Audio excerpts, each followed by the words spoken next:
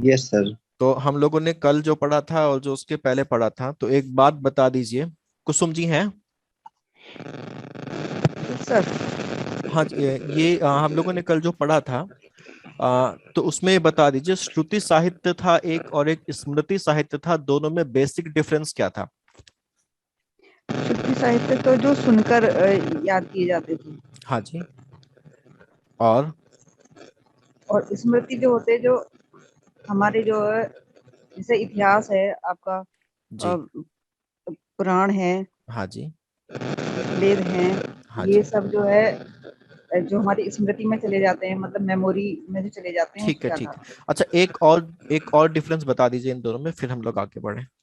Sir पता नहीं, क्योंकि कल मैंने क्लास नहीं की थी, बिल्कुल लास्ट अच्छा, टाइम पे ही जुड़ पाई थी मैं। ठीक है, ठीक है। हेमंत?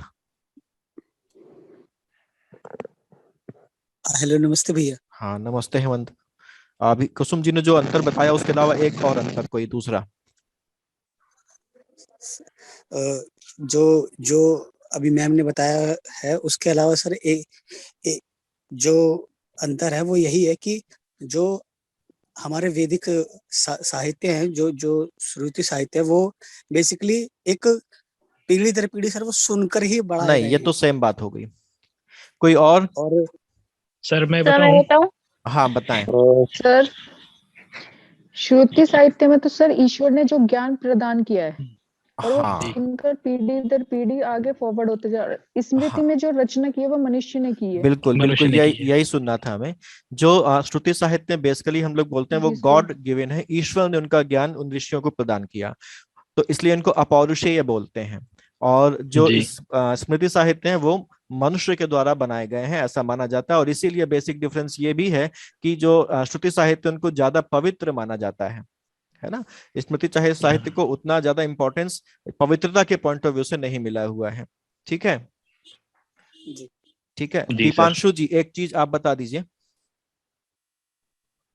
सुन रहे हैं मेरी आवाज?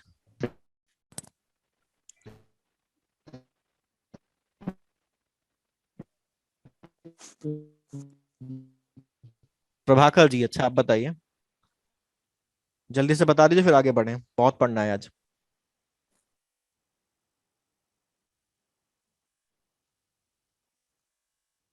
सर एक बार रिपीट कर दीजिए सर, हाँ आवाज नहीं आ अभी रही आपकी। हाँ, अभी मैंने पूछा नहीं है। जी सर जो बोलिए। हम लोगों ने चार वेद जो पढ़े थे कल, ऋग्वेद, यजुर्वेद, सामवेद, अथर्ववेद, इनके जो पुरोहित थे उनके नाम, बहुत घटिया सा सवाल है, फिर भी बता दीजिए।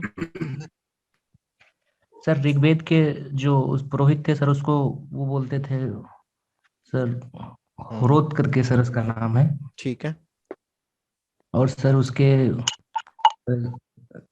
सामवेद की सर, उसके बाद जो आपका यथुर्वेद है, हम्म। उसके सर सर थोड़ा सा कंफर्म नहीं है सर, थोड़ा आप बोलते जाइए, सीक्वेंसेस का। बताइए, भले ही गलत बताइए, लेकिन बताइए। सर एक आपका ऋग्वेद का होरुत हो गया सर। हाँ, फिर सर होत्र या एक होता? उद्गात है। उद्गात जी किसका? सर, आपका ये यजुर्वेद का। ठीक है, आगे। फिर सर एक अघर्यु है उसका, सामवेद का। अच्छा, आगे। पन्ने मत पलटिए। नहीं सर, पढ़ने नहीं पलट रहे हैं। हम्म। अच्छा, सर लास्ट वाला क्लियर नहीं हो रहा, होत कोई बात नहीं। उद्गात अघर्यु। रोशन जी, आप हैं?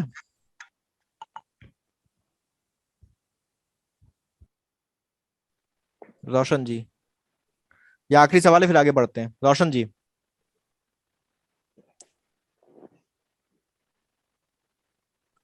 यति?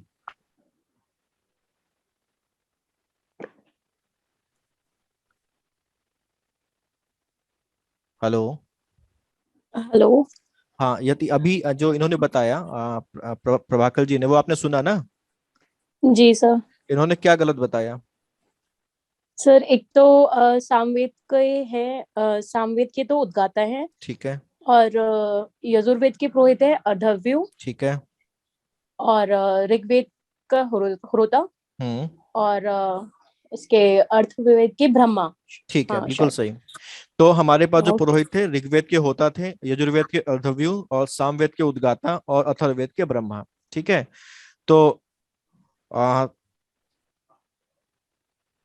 देखते रहिए, इन सब चीजों को रिवीजन करते रहिए, और मैंने बोला था कि कोशिश करिए कि जो भी पढ़े उसको रिवाइज कर लें। अभी देखिए, अभी बर्डन कम है, तो अभी से रिवीजन करना शुरू कर देंगे और चीजों को पकड़ते जाएंगे तो आगे दिक्कत नहीं होगी। अदरवाइज हम पूरा पढ़ के खत्म कर देंगे और पीछे मुड़ के देखेंगे तो सब गायब मिलेगा। ठीक है, तो जी ऐसी सर, जी सिचुएशन सर। बहुत ज्यादा फ्रस्ट्रेटिंग होती है। तो ऐसी सिचुएशन ना क्रिएट हो, इसलिए अभी से इस फील्ड में आए हैं, है ना, एंटर किए हैं, तो बिल्कुल ईमानदारी और मेहनत इन चीजों को लेके चलें। ठीक है, केवल इसलिए ना पढ़ें कि एग्जाम देना है, एग्जाम पास करना है, इसलिए पढ़ें। ठीक है जी ना। सर। और देखिए, कुछ ज्यादा कठिन नहीं है, अगर आप उसको रिवाइज कर लेते हैं, 2 बार 3 बार रीड कर लेते हैं तो आ जाता है दिमाग में। खैर, हम लोग आगे बढ़ते हैं। हाँ, हम लोगों ने कल ब्राह्मण ग्रंथ तक पढ़ लिया था। ठीक। अच्छा, तो यहाँ पर हम देखिए, जो ऋग्वैदिक काल है, बेसिकली जैसे मैंने अभी बताया कि जो ऋग्वैदिक जो वैदिक काल है, बेसिकली हम उसको ऋग्वैदिक ना बोले, हम वैदिक काल बोलें, तो वैदिक काल जो आपका है वो 1500 बीसी से लेके 600 बीसी तक का माना जाता है। अब यहां से इसके 2 पार्ट किए जाते हैं। पहला है आपका अर्ली वैदिक पीरियड या पूर्व वैदिक काल, या इसी को हम लोग बोलते हैं ऋग्वैदिक काल। ये जो पीरियड है, इसको 1500 बीसी से 1000 बीसी के आसपास का माना जाता है। बीसी का मतलब होता है बिफोर क्राइस्ट। ठीक है ना, यानी कि ईसा का जन्म, ईसा मसीह का जन्म, हम लोग कैलेंडर ईयर को फॉलो करते हैं जो इंग्लिश कैलेंडर ईयर है, और ये ईयर 0 वो ईयर होता है जिस साल ईसा मसीह का जन्म हुआ। उसके पहले का पूरा पीरियड कहलाता है बिफोर क्राइस्ट। ठीक है, और यहां पर हमारी गिनती उल्टी चलती है। ठीक है, जिनको नहीं क्लियर है वो समझ लें। तो 1500 बीसी से लेके 1000 बीसी तक का जो समय है वो ऋग्वैदिक या अर्ली वैदिक पीरियड या हमारा पूर्व वैदिक काल का माना जाता है, और 1000 बीसी से लेके 600 बीसी तक का पीरियड हमारा माना जाता है लेटर वैदिक पीरियड या उत्तर वैदिक काल का। ठीक है, अभी जब हम लोग इंडस वैली सिविलाइजेशन पढ़ रहे थे तो वहां पर हम लोगों ने बात की थी कि हड़प्पा सभ्यता का जो अंत हुआ है, वो व्हीलर ने बोला था कि हड़प्पा सभ्यता का अंत आर्यों ने किया। आर्य कहीं से आए हैं और आने के बाद उन्होंने इंडस वैली सिविलाइजेशन को नष्ट कर दिया, उस पर हमला किया, उस पर आक्रमण किया, और यहाँ पर इस एरिया में द्रविड़ों को भगाकर इस आसपास के एरिया में वो बस गए। ठीक। अब बात आती है कि आखिरकार वो आए कहां से हैं, तो इसके बारे में अलग अलग जो इतिहासकार हैं, अलग अलग लोग हैं, उन्होंने अलग अलग बातें बताई हैं। ठीक। कुछ कहते हैं कि ये यूरोप से आए हैं, यूरोप के किसी देश से आए हैं। कुछ कहते हैं यूरोप से नहीं आए हैं, बल्कि जो हमारे पास मिडिल एशिया है, ठीक है, उस एरिया से आए हैं। कुछ कहते हैं हमारा कि ये बाहर के नहीं थे, ये तो यहीं के थे। जैसे आजकल हमारा डीएनए टेस्टिंग वगैरह हो रही है, अभी कुछ दिन पहले पेपर में भी था, तो बोला गया कि जो आ रहे थे वो बाहर से नहीं आए, वो यहाँ के मूल निवासी ही थे। तो ये अलग अलग बातें हैं। तो यहाँ पर जैसे हमारा कुछ लोग कहते हैं कि जो आर्य हैं वो यूरोप से आए हैं, तो यूरोप में भी अलग अलग जगहों से, कोई कहता है ये हंगरी से आए हैं, कोई कहता है स्कैंडिनेविया से आए हैं, कोई कहता है हमारा ये साउथ रशिया से आए हैं। ठीक है, वहीं पर कुछ लोग ऐसे हैं जो कहते हैं ये जर्मनी से इंडिया में आए हैं। ऐसे ही मैक्स मुलर का नाम आपने सुना होगा। मैक्स मुलर ये बात कहते हैं कि ये किसी मिडिल एशियन कंट्री से आए हैं। जैसे मैक्स मुलर ने कहा कि ये कजाकिस्तान या आसपास के क्षेत्र में रहते थे और वहां से ये इधर मूव करके इंडिया में आ गए। दयानंद सरस्वती हमारे हुए हैं। दयानंद सरस्वती ने कहा है कि आर्य जो है वो तिब्बत में रहते थे और तिब्बत से मूव करके इंडिया में आए। ये तिब्बत वाली कहानी, उस दिन मैंने एक बुक का नाम लिया था मेलुहा के मृत्युंजय, अगर आप लोगों ने पढ़ी होगी, तो वहां पर भी जो शिव है वो तिब्बत से उठ के आते हैं, कहाँ पर, इंडस वैली सिविलाइजेशन में। तो ये बात वहां भी वहीं से उठाई गई है, जो दयानंद सरस्वती ने कहा है कि ये तिब्बत में रहते थे और तिब्बत से ये इंडिया की तरफ आए। ठीक है, बाल गंगाधर तिलक। सर एक बार बुक का नाम बता दीजिए प्लीज। कौन सी बुक? यही जो आपने दयानंद सरस्वती की बताई। नहीं नहीं, दयानंद सरस्वती की बुक मैंने नहीं बताई, वो बुक अमीश त्रिपाठी की है। ठीक है, अच्छा, मेलुहा। हाँ, मेलुहा के मृत्युंजय, इमॉर्टल्स ऑफ मेलुहा। ठीक है, ओके सर। वो तो मैंने रेफरेंस ऐसे दे दिया, वो एग्जाम के लिए इंपॉर्टेंट नहीं है बुक। ठीक। अच्छा, जो ऋग्वेद है उसमें कुछ बातें लिखी हुई हैं। जैसे ऋग्वेद में एक ऋचा है, उस ऋचा में ये लिखा हुआ है कि 6 महीने का दिन होता है और 6 महीने की रात होती है। ठीक है, उसमें 6 महीने के दिन और 6 महीने की रात का उल्लेख है। इस ऋचा के आधार पर बाल गंगाधर तिलक ने कहा है कि पूरी अर्थ में अगर कहीं पर 6 महीने का दिन या 6 महीने की रात होती है तो वो एक ही जगह है, और वो है हमारे पास आर्कटिक एरियाज। ठीक है, यानी कि जो ध्रुवीय क्षेत्र है, उत्तरी ध्रुव, उसके निवासी थे ये, क्योंकि वहीं पर 6 महीने का दिन होता है और वहीं पर 6 महीने की रात होती है। तो बेसिकली ये उत्तरी ध्रुव के निवासी थे और वहां से मूव करके वो इस एरिया में आए हैं। बाल गंगाधर तिलक की बुक, इस पे जो बुक है उसका नाम है द आर्कटिक होम ऑफ, एक सेकेंड, हाँ, the Arctic in the Vedas. Home in the Vedas. Clear है? यहां तक क्लियर? जी। ठीक है। अच्छा, तो जैसे हम लोगों ने बात अभी करी कि जैसे मैक्स मुलर ने कहा कि वो मिडिल एशिया से आए हैं, तो हमारे पास 2 अभिलेख हमको मिले हैं, 2 इंस्क्रिप्शंस मिले हैं, जिनमें से एक बहुत मशहूर इंस्क्रिप्शन है जिसका नाम शीट में भी लिखा हुआ है, जिसका नाम है बोगास कोई इंस्क्रिप्शन या बोगास कोई अभिलेख। ठीक है, इसको आगे पढ़ने से पहले मुझे एक चीज बता दीजिए। मैंने आज जो पहली या दूसरी क्लास थी उसमें एक ट्राइब का नाम लिया था, हित्ती ट्राइब। आपको याद है ये नाम? मैंने लिया था हित्ती ट्राइब्स। हाँ जी सर, उन्होंने जी लिए थे, नाम तो लिए थे। हाँ, ये किस कंटेक्स्ट में लोहे का लिया था था मैंने? जी, सर, वो लोहे से लोहे परिचित थे वो लोग। हाँ, ठीक है, बिल्कुल सही। तो ये बोगास कोई अभिलेख जो है, बेसिकली ये हित्ती ट्राइब के जो राजा था उस राजा का अभिलेख है ये। ठीक, बोगास कोई अभिलेख किस ट्राइब से रिलेटेड है? हित्ती ट्राइब से रिलेटेड है। हित्ती ट्राइब का अभिलेख है ये, और इसमें हित्ती ट्राइब के एक राजा का एक दूसरे कबीले के साथ एक संधि हुई है, एक ट्रीटी हुई है, उस ट्रीटी की बात इसमें हुई है। ठीक है, और उस ट्रीटी में 2 चीजें ऐसी हैं जो इन आर्यन से संबंधित हैं। उसमें ये कहा गया है कि एक कबीला जो है वो हमारे इस एरिया से मूव करके गया है पूरब की ओर। किस एरिया से? तो बेसिकली बोगास को इंस्क्रिप्शन आपका तुर्की में मिला है, तुर्की में मिला है, और ये 1380 बीसी से इसका जो काल निर्धारण किया जाता है, 1380 बीसी से इसका निर्धारण किया जाता है कि उस पर्टिकुलर पीरियड से रिलेट करता है।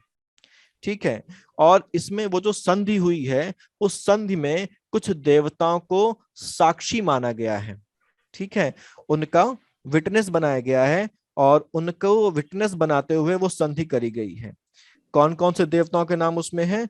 तो उसमें इंद्र का नाम है, मित्र का नाम है, वरुण का नाम है और नासत्य का नाम है। ये हमारे वैदिक देवता हैं जिनके बारे में अभी आगे पढ़ेंगे। तो इंद्र का नाम, उसमें इंद्र नहीं लिखा हुआ है, बल्कि इंद्र को उसमें इनदारा नाम बोला गया है, इनदारा। ठीक है, वरुण का नाम एज इट इज वरुण नहीं लिखा हुआ है, उरुवानास लिखा हुआ है, और ऐसे ही मित्र का नाम उसमें मित्र लिखा हुआ है। तो ये आपको ध्यान रखना है। बोगास कोई अभिलेख किस ट्राइब से रिलेटेड था? खैर अभी तक तो ट्राइब का नाम नहीं पूछा गया, फिर भी याद रखेंगे तो बेहतर रहेगा। और उसमें किन किन देवताओं के नामों का उल्लेख है? तो इंद्र, मित्र, वरुण और नासत्य आदि वैदिक देवताओं का उल्लेख है। ठीक है, क्लियर? ऐसे ही जी जहां पर सर? बोगास कोई अभिलेख मिला है वहीं पर एक सर? अभिलेख और मिला है। ठीक है, जिसका नाम है, शीट में नहीं है, आप नोट कर लीजिए नाम उसका, किक्कुली अभिलेख, किक्कुली इंस्क्रिप्शन, किक्कुली इंस्क्रिप्शन मिला है। सर ये कहाँ पे मिला है? तुर्की, जो आज की तुर्की है। बोगास कोई अभिलेख 1380 ईसा पूर्व का है और उसकी खोज 1906 में हुई थी।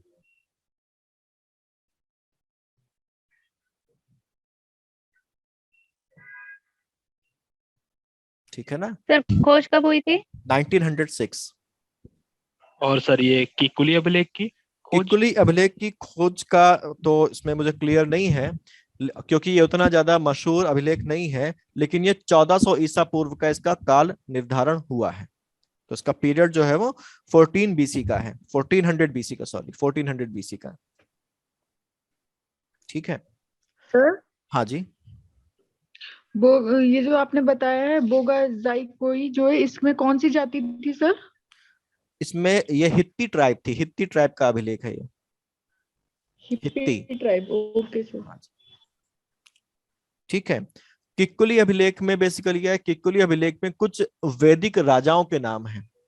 ठीक है, जिनमें सबसे इंपॉर्टेंट जो राजा का नाम है वो है दशरथ। ठीक है, दशरथ के नाम का उल्लेख इसमें है। दशरथ कौन थे पता है ना आपको? सबको पता होगा दशरथ कौन थे।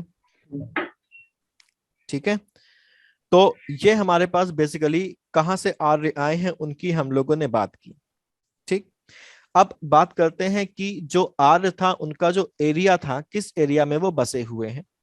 तो एसी दास जो है उन्होंने कहा है कि जो आर्य थे वो भारतीय थे, वो कहीं बाहर से नहीं आए हैं, और यहीं पर जो सप्त सिंधु रीजन है, सप्त सिंधु मतलब 7 नदियों का रीजन, ठीक है, उस सप्त सिंधु क्षेत्र में वो रहते थे। ठीक, और सप्त सिंधु में उन्होंने कहा कि सप्त सिंधु में क्या थी, उन्होंने कहा सप्त सिंधु में जो सिंधु नदी यानी कि जो इंडस रिवर थी वो, और उसकी जो सब्सिडरी रिवर्स हैं, सब्सिडरी रिवर्स कौन कौन सी हैं इंडस की? सतलज, व्यास, रावी, अस्किनी, वितस्ता और सरस्वती। ठीक है, इंडस रिवर हो गई, और उसकी जो हमारे पास सहायक नदियां या सब्सिडरी रिवर्स हैं, सतलज, व्यास, रावी, अस्किनी, वितस्ता और सरस्वती, इन नदियों का जो एरिया था उसको सप्त सिंधु रीजन कहा गया है। ठीक है, सर विपाशा। हाँ अभी आते हैं, अभी उनका जो वैदिक और जो असली नाम है वो भी हम लोग डिस्कस करते हैं। ये देखिए नीचे लिखा हुआ है, विपाशा व्यास को ही विपाशा बोलते थे, और अस्किनी आजकल जो है वो उस समय चेनाब बोली जाती है। ये नीचे लिखा हुआ है आपका सब सिंधु के 7 नदियां। ठीक है, यस सर। ठीक, यहाँ पर एक मोटा मोटा एक बना रखा है कि कहाँ तक उनका जो एरिया था। तो अगर हम बात करें तो काशी से लेके अरावली तक उत्तर दक्षिण, और अफगानिस्तान से लेके यमुना तक पूर्व पश्चिम में उनका पूरे उनका जो काल था उस काल में उनका फैलाव था। तो उत्तर में काशी तक, दक्षिण में अरावली तक, पूर्व में यमुना तक, और पश्चिम में अफगानिस्तान तक। ये माना जाता है कि इस पर्टिकुलर एरिया में उनका एक जो विस्तार था वो था। अब इसको और थोड़ा सा देख लेते हैं। अच्छा, हम लोगों ने अभी नदियों की बात की, तो एक चीज और समझ लेते हैं कि जो हमारे पास जो ये जो वेद हैं, जो संहिताएं हैं, उनमें कुल 31 नदियों का उल्लेख है। ध्यान रखिएगा, एग्जाम में पूछ सकता है कुल कितनी नदियों का उल्लेख है वैदिक संहिताओं में, यानी कि चारों वेदों में मिला के कुल 31 नदियों का उल्लेख है। और ऋग्वेद में उनमें से 25 नदियों के नाम हैं, यानी कि ऋग्वेद में 25 नदियों के नाम हैं, और अगर बाकी तीनों को भी मिला लें तो कुल 31 नदियों के नाम हमारे वेदों में दिए हुए हैं। ठीक है, क्लियर? Okay sir. ठीक, एक चीज और, ये एग्जाम का बहुत हॉट फेवरेट टॉपिक है, अक्सर पूछा जाता है कि इन 31 नदियों में आप बताइएगा मुझे कि सबसे ज्यादा पवित्र नदी किस नदी को माना गया है? सरस्वती। सरस्वती नदी को सबसे ज्यादा पवित्र माना गया है, सरस्वती नदी को। और सबसे ज्यादा इंपॉर्टेंट किसको माना गया है? सिंधु नदी। सिंधु नदी को।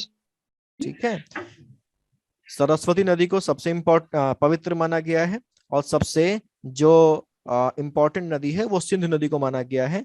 सरस्वती नदी के हमारे इंपॉर्टेंस इस बात से समझ में आती है कि हमारा जो ऋग्वेद है उसमें सरस्वती सूक्त दिया हुआ है। ठीक है, छठे मंडल में सरस्वती सूक्त दिया है, और उसमें सरस्वती को नदी तमा, माते तमा, देवी तमा जैसे एडजेक्टिव से नवाजा गया है। ठीक है, एक बार एग्जाम में पूछा गया था कि नदी तमा या माते तमा किस नदी को कहा गया है, तो नदी तमा या माते तमा कहा गया है सरस्वती नदी को। ठीक है, सरस्वती नदी को ही ऋग्वेद में सौभाग्यदायिनी नदी भी कहा गया है। क्लियर? ठीक है, सरस्वती नदी सबसे पवित्र थी और सिंधु नदी सबसे इंपॉर्टेंट थी। इंपॉर्टेंट इसलिए कहा जाता है क्योंकि जो हमारा ऋग्वेद है उसमें सबसे ज्यादा बार नाम अगर किसी नदी का आया है तो वो सिंधु नदी का आया है। सिंधु नदी का सबसे ज्यादा बार नाम आया है। आप पता करके मुझे बताइएगा कल कि कितनी बार नाम आया है सिंधु नदी का। ठीक, आज के जमाने में सबसे पवित्र नदी कौन सी है? सर गंगा नदी। गंगा, बिल्कुल। लेकिन आज के जमाने में भले ही गंगा सबसे पवित्र नदी मानी जाती हो, लेकिन ऋग्वेद में गंगा का उल्लेख केवल एक बार आया है। ठीक है, यमुना का उल्लेख 3 बार आया है। ठीक, तो ये आपको ध्यान रखने हैं। सबसे पवित्र नदी सरस्वती, सबसे ज्यादा इंपॉर्टेंट और सबसे ज्यादा बार नाम किसका आया है? सिंधु नदी का आया है। गंगा का नाम 1 बार आया है, यमुना का नाम 3 बार आया है। क्लियर? ये इसलिए आया है क्योंकि इनका मूवमेंट इधर ज्यादा नहीं था। ये बेसिकली सप्त सिंधु रीजन में ही रहते थे, तो इधर से ज्यादा परिचित नहीं रहे होंगे, इसलिए इनका नाम उतना ज्यादा नहीं आया है। ठीक है, एक बात और ध्यान रखें, हमने सप्त सिंधु रीजन का नाम लिया और सप्त सिंधु रीजन में हमारे पास हमने कहा कि 7 नदियां हैं, सरस्वती, सिंधु, परुष्णी, शतुद्री, वितासा, विपासा, अस्किनी और चेनाब। ठीक है, तो ब्यास नदी को विपासा भले ही बोला गया है वैदिक साहित्य में, वैदिक काल में, लेकिन ऋग्वेद में ब्यास नदी को ब्यास या विपासा के नाम से नहीं पुकारा गया है, बल्कि उसका नाम यहाँ पर मरुद वृद्धा नदी रखा गया है। यानी कि ऋग्वेद में ब्यास नदी को मरुद वृद्धा नदी कहा गया है। ठीक, ये बहुत इंपॉर्टेंट बातें, इनको ध्यान रखिए, इनमें से कुछ भी पूछ सकता है। तो व्यास नदी का वैदिक नाम भले ही विपासा हो, लेकिन ऋग्वेद में उसको मरुद वृद्धा नदी कहा गया है। क्लियर? यस। गंडक नदी को सदा नीरा नदी कहा गया है। सदा नीरा यानी जिसमें हमेशा पानी रहता हो, उस नदी, वो सदा नीरा। ठीक है, क्लियर? अच्छा, अब एक चीज और हम लोगों ने विस्तार की बात की है, तो थोड़ा सा पीछे आके समझ लेते हैं ये एरिया। ठीक, यहां पर अभी हमने सप्त सिंधु रीजन की बात की, तो सप्त सिंधु रीजन बेसिकली क्या है? 7 नदियों का क्षेत्र है। इसके अलावा अगर हम देखें तो जो सरस्वती नदी थी उसकी उस समय 2 सहायक नदियां थी, 2 सब्सिडरी नदियां थी। एक थी हमारी दृशदती, जो नाम लिखा हुआ है, एक थी दृशदती और दूसरी थी आपया। आपया, ठीक है। तो सरस्वती और दृशदती का जो दोआब था, इनके जो बीच का एरिया था उसको बोला जाता था ब्रह्मावर्त। ठीक, सरस्वती और दृशदती नदी के बीच के एरिया को ब्रह्मावर्त बोला जाता था। गंगा और यमुना के बीच के एरिया को हम लोग ब्रह्मर्षि देश बोलते थे। Sir 1 minute. हाँ जी सर आपने बताया सिंधु की सहायक 2 नदियां दृश्यदती और आपया। सरस्वती की। अच्छा, सरस्वती। सरस्वती की। कौन सी है सर सरस- सहायक नदी, एक बार रिपीट कर दीजिए। एक दृशदती और एक आपया। आप फिर या आपया। आप या हाँ जी, आपया। और सर लेकिन आपया से कोई वो नहीं है, मतलब जो हाँ, दुआब है ना वो ना ना ना सरस्वती और नहीं, दृश्यदती के बीच हाँ का है। हाँ, ब्रह्मावर्त जो एरिया है उसमें आपया का कहीं नाम नहीं है हम्म, और कहीं आपको मिलेगा भी ठीक। नहीं। केवल सरस्वती और हम्म, दृशदती के बीच का एरिया ब्रह्मावर्त है। गंगा और यमुना हम्म, के बीच का एरिया ये हमारे पास ब्रह्मर्षि देश कहलाता था। और हिमालय से लेके विंध्य पर्वत या नर्मदा नदी तक का जो एरिया था वो आर्यावर्त कहलाता था। ठीक है, क्लियर? Yes sir. जैसे कि मैंने आपको बताया भी Yes, था sir. कि जो हड़प्पा सभ्यता के लोग थे बेसिकली वो द्रविड़ संस्कृति को बिलोंग करते थे, और जब आर्य आए तो ये माना जाता है कि वो दक्षिण भारत की तरफ चले गए। तो अब देखिए, विंध्य के बाद हमारा एक तरीके से दक्षिण भारत का लगभग एरिया शुरू हो जाता है, अगर हम मान के चलें तो। ठीक है, तो विंध्य या नर्मदा तक का एरिया आर्यावर्त कहलाया, आर्यों का क्षेत्र। और उसके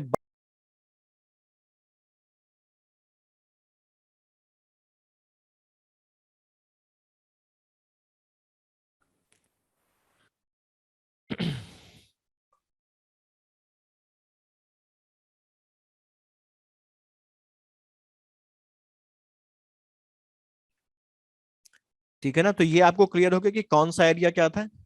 ब्रह्मवर्त देश क्या है, ब्रह्मर्षि क्या है, आर्यावर्त क्या है और सप्त सैंधव क्या है। क्लियर? Yes sir.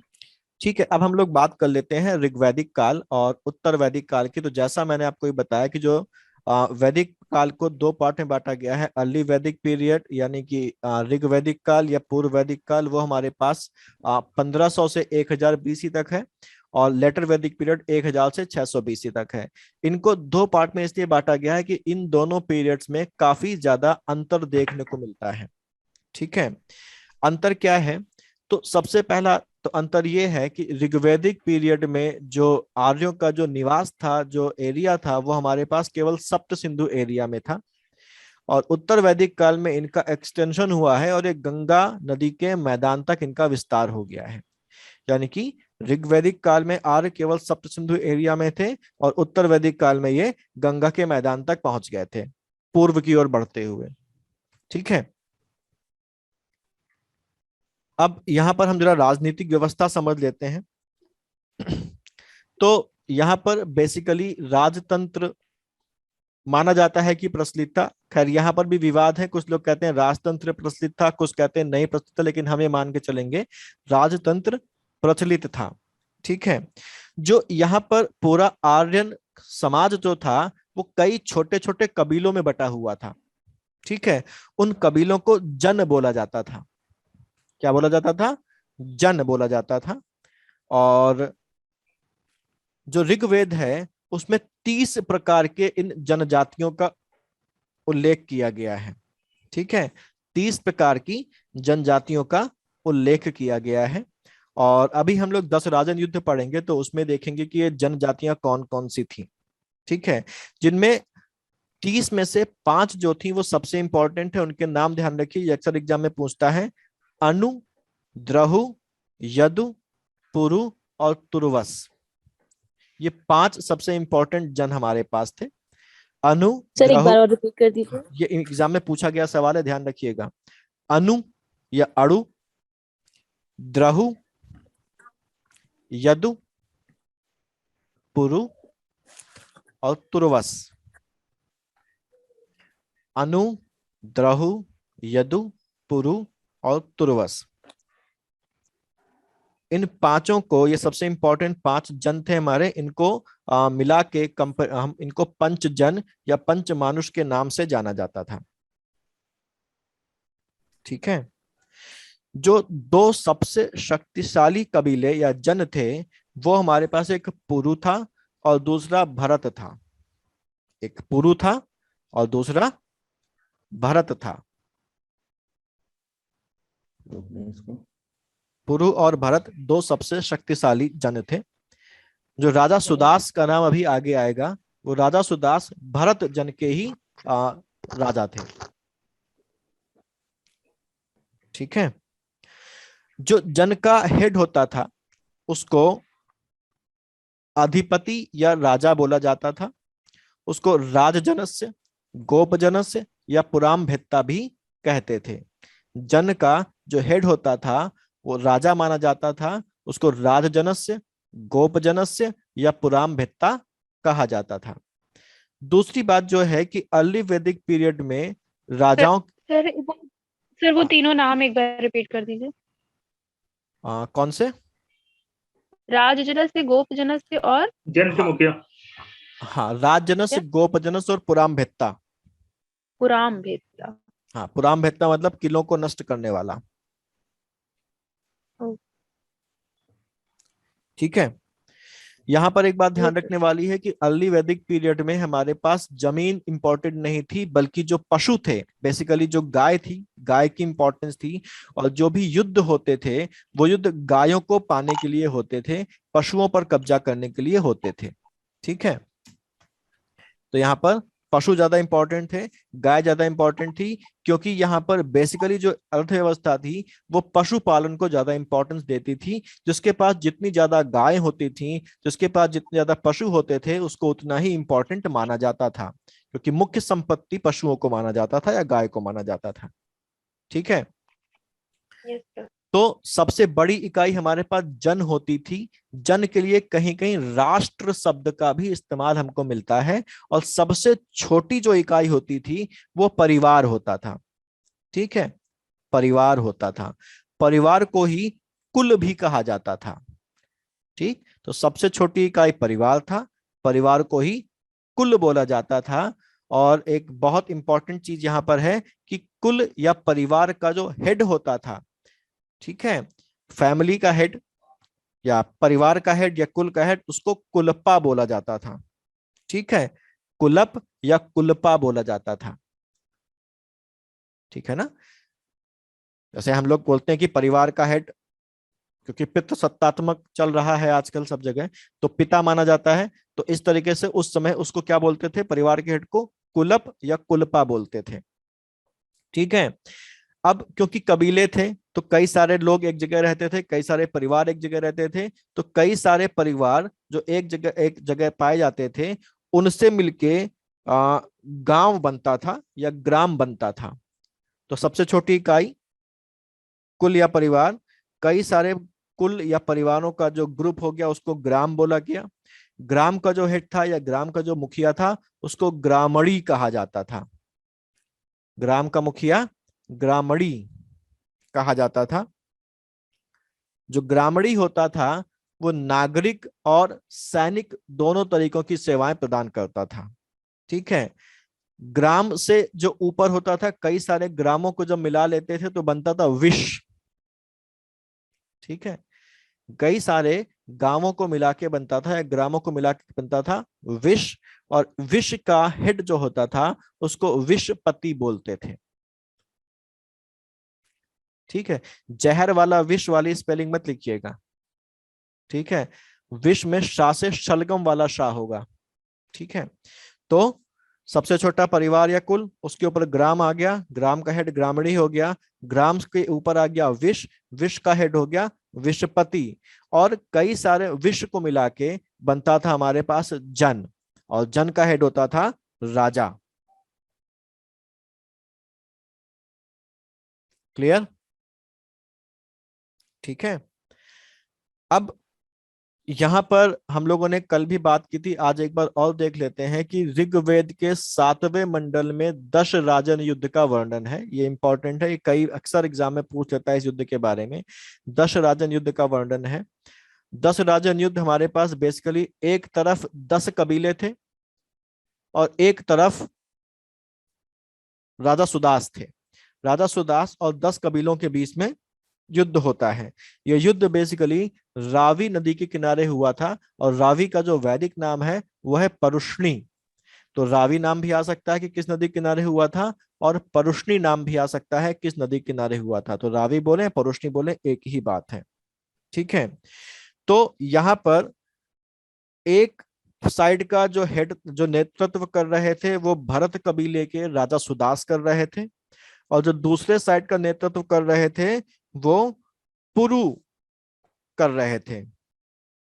ठीक है, यहां पर इनके नाम आपको ध्यान रखने हैं, मैंने नीचे दिया भी है, फिर भी आप सुन लें और नोट करने की जरूरत नहीं, क्योंकि नीचे लिखा आपको मिल जाएगा। यहाँ पर जो पुरु के नेतृत्व में जो 10 राजाओं का कबीला था वो था, एक अलिन था, एक पक्त था, एक भालानाशे था, एक शिव था, एक विषाणिन था, अनु था, द्रहु था, यदु था, पुरु था और तुर्वस था। तो ये 10 कबीले एक साथ थे और ये युद्ध कर रहे थे भरत कबीले के राजा सुदास के साथ। बेसिकली इस युद्ध का कारण ये था कि जो राजा सुदास था उसने अपना जो पुरोहित था उसके पद से ऋषि विश्वामित्र को हटा दिया था और उसकी जगह ऋषि वशिष्ठ को अपना पुरोहित बना लिया था। इस वजह से ये युद्ध हुआ था। और यहाँ पर सिंपल सी बात है कि जो राजा सुदास था उसका पुरोहित उस समय युद्ध के समय कौन था? राजा सुदास का युद्ध के समय पुरोहित वशिष्ठ थे। और जो दूसरे कबीले, जो 10 राजाओं के कबीले थे, उनके जो पुरोहित थे वो विश्वामित्र थे। ठीक है। इस युद्ध में राजा सुदास की विजय हुई थी। विजय होने के बाद उस एरिया में इनका अथॉरिटी स्टैब्लिश हो गई राजा सुदास की, जो भरत कबीले के थे। और इनका जो एक्सटेंशन हो गया वो यमुना नदी के किनारे तक हो गया। और इनके इस कबीले के नाम पर ही, इनके कबीले का, इनके जन का नाम था भरत। और ये माना जाता है कि इस जन या इस कबीले के नाम पर ही हमारे देश का नाम भारत पड़ा। क्लियर? ठीक है जी सर। जी सर। तो 10 राजा युद्ध समझ में आ गया। इसका कारण क्या था समझ में आ गया। जीता कौन समझ में आ गया। पुरोहित क्लियर हो गए। सर लड़ा क्यों गया सर? ये नदी जल के ऊपर था कुछ? देखिए, नदी जल भी कारण था और इसका एक और कारण यह भी था, विश्वामित्र और वशिष्ठ की आपसी ईगो क्लैश। जी। ठीक है। नदी जल का विवाद तो था ही, लेकिन विश्वामित्र तत्कालिक कारण बना वो विश्वामित्र और वशिष्ठ का ईगो क्लैश बना। ओके। ठीक है जी। ठीक। अब यहाँ पर जो राजा था वो अपने प्रजा की रक्षा करता था और प्रजा अपनी रक्षा के बदले में राजा को कर चुकाती थी। यानी कि जो कर का सिस्टम है, टैक्स का सिस्टम है, वो हमारे पास शुरुआत से ही चला आ रहा है। ठीक है। हाँ, कर का जो रूप था वो बेसिकली कंपलसरी नहीं था। ठीक है। यानी कि ऋग्वैदिक काल में भी कर था, लेकिन कर का पेमेंट कंपलसरी नहीं था। लेकिन लेटर वैदिक पीरियड में आके जो कर होता है उसको कंपलसरी कर दिया गया। ठीक है। तो ऋग्वैदिक काल में जो टैक्स दिया जाता था वो कंपलसरी नहीं था और वो एक वॉलंटरी उपहार के रूप में होता था, जिसको बलि बोला जाता था। ठीक है। बलि बोला जाता था और उस टैक्स को देने वाले को बलि व्रत बोलते थे। क्लियर? इसके अलावा हमारे पास ऋग्वैदिक काल में 2 संगठनों का भी या 2 संस्थाओं का भी नाम आता है। एक था हमारे पास सभा और दूसरी थी हमारे पास समिति। ठीक है। बेसिकली ये दोनों चीजें ऋग्वैदिक या अर्ली वैदिक पीरियड में ये ध्यान रखती थी कि जो राजा है वो निरंकुश ना हो जाए, वो हमारे पास आर्बिट्रेरी तरीके से अपनी पावर्स का इस्तेमाल ना करे। ठीक। तो सभा और समिति ये इंपॉर्टेंट है, ध्यान रखिएगा। जो सभा होती थी वो बेसिकली जो बड़े बूढ़े होते थे, जो कुलीन लोग होते थे, जो सम्मानित वृद्ध होते थे उस जन के, उनकी संस्था होती थी। ठीक है। और जो समिति होती थी वो पूरी प्रजा की संस्था होती थी। यानी कि पूरी प्रजा जो है उससे मिलके जो बना वो समिति हो गई। और जिसमें केवल बड़े बूढ़े या सम्मानित लोग या कुलीन लोग हैं, उस संस्था का नाम दिया गया सभा। ठीक है। क्लियर? RS शर्मा जो है उन्होंने ये कहा है कि सभा और समिति में इसके अलावा एक अंतर और था कि जो सभा थी वो न्यायिक काम भी करती थी। यानी कि जो फैसला वगैरह है किसी विवाद में या न्याय अगर करना है तो वो सभा वो काम भी कर सकती थी, जबकि समिति ये काम नहीं कर सकती थी। वो व्यक्ति जो सभा का सदस्य बनने की योग्यता रखता था उसको सभेय बोला जाता था। ठीक है। वो व्यक्ति जो सभा की सदस्यता या सभा का सदस्य बनने की योग्यता रखता था उसको सभेय बोला जाता था। और सभा के मेंबर को सभासद बोला जाता था या सभासीन बोला जाता था। तो 3 चीजें, सभेय, सभासद या सभासीन, ये किससे संबंधित है? सभा के सदस्यों से संबंधित है। जो राजा होता था वो बेसिकली माना जाता है कि सभा का जो हेड होता था वो राजा खुद होता था। ठीक है। दूसरी बात अगर हम बात करें तो सभा में ऋग्वेद में एक जगह उल्लेख है कि जो स्त्रियां हैं, जो फीमेल्स हैं, वो भी सभा की मेंबर्स बन सकती हैं। यानी कि ऋग्वैदिक काल में स्त्रियां भी सभा की मेंबर बन सकती थी। ठीक है। लेकिन ये जो सिस्टम था वो केवल अर्ली वैदिक पीरियड तक ही रहा। जब हम लेटर वैदिक पीरियड में बोलेंगे तो लेटर पीरियड वैदिक पीरियड में जो फीमेल सबऑर्डिनेशन है वो शुरू हो जाता है और स्त्रियों का जो दमन किया जाना था वो शुरू हो जाता है वहां पर। और सबसे पहली बात ये होती है कि अब सभा में स्त्रियों का पार्टिसिपेशन लगभग खत्म कर दिया जाता है कि वो पार्टिसिपेट नहीं करेंगी सभा वगैरह में। ठीक है। समिति की बात अगर हम लोग करें तो समिति सभी लोगों की संस्था होती थी और समिति का जो प्रधान होता था, समिति का जो हेड होता था, उसको ईशान बोलते थे। ठीक। सभा का हेड राजा स्वयं होता था यह माना जाता है, जबकि समिति का जो हेड था उसको हम लोग ईशान बोलते थे। क्लियर। हमारा जो चौथा वेद है अथर्ववेद, अथर्ववेद में एक ऋचा आई है। उस ऋचा में यह कहा गया है कि जो सभा और समिति हैं ये दोनों बहनें हैं या प्रजापति की पुत्रियां हैं, यानी कि सभा और समिति को आपस में बहन बताया गया है, यानी कि इनको सेम इंपॉर्टेंस दी गई है और इनको कहा गया है कि प्रजापति ब्रह्मा की दो पुत्रियां हैं। ठीक है। क्लियर। तो अथर्ववेद में सभा और समिति को बहनें बोला गया है और कहा गया है कि ये प्रजापति की दो पुत्रियां हैं।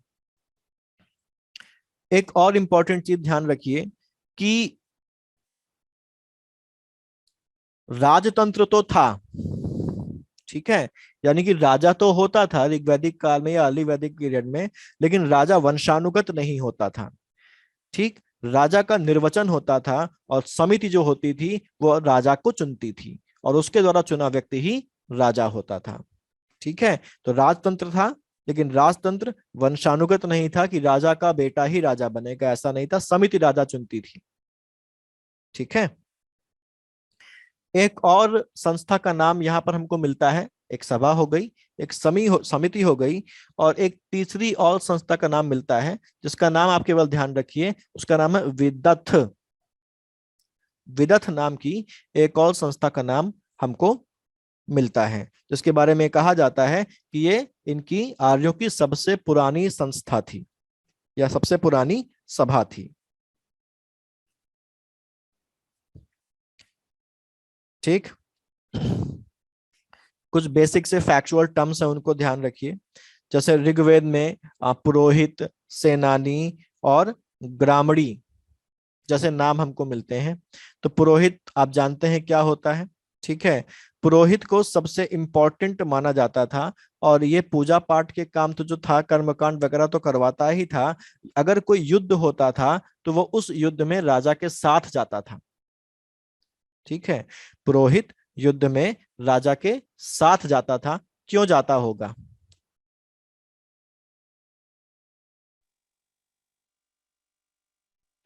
सर वैदिक मंत्रों की सहायता से राजा को विजय दिलाने के लिए। हाँ, वो मतलब वहां कुछ जाके कर्मकांड प्रार्थना पूजा करता था कि हमारे राजा की विजय हो।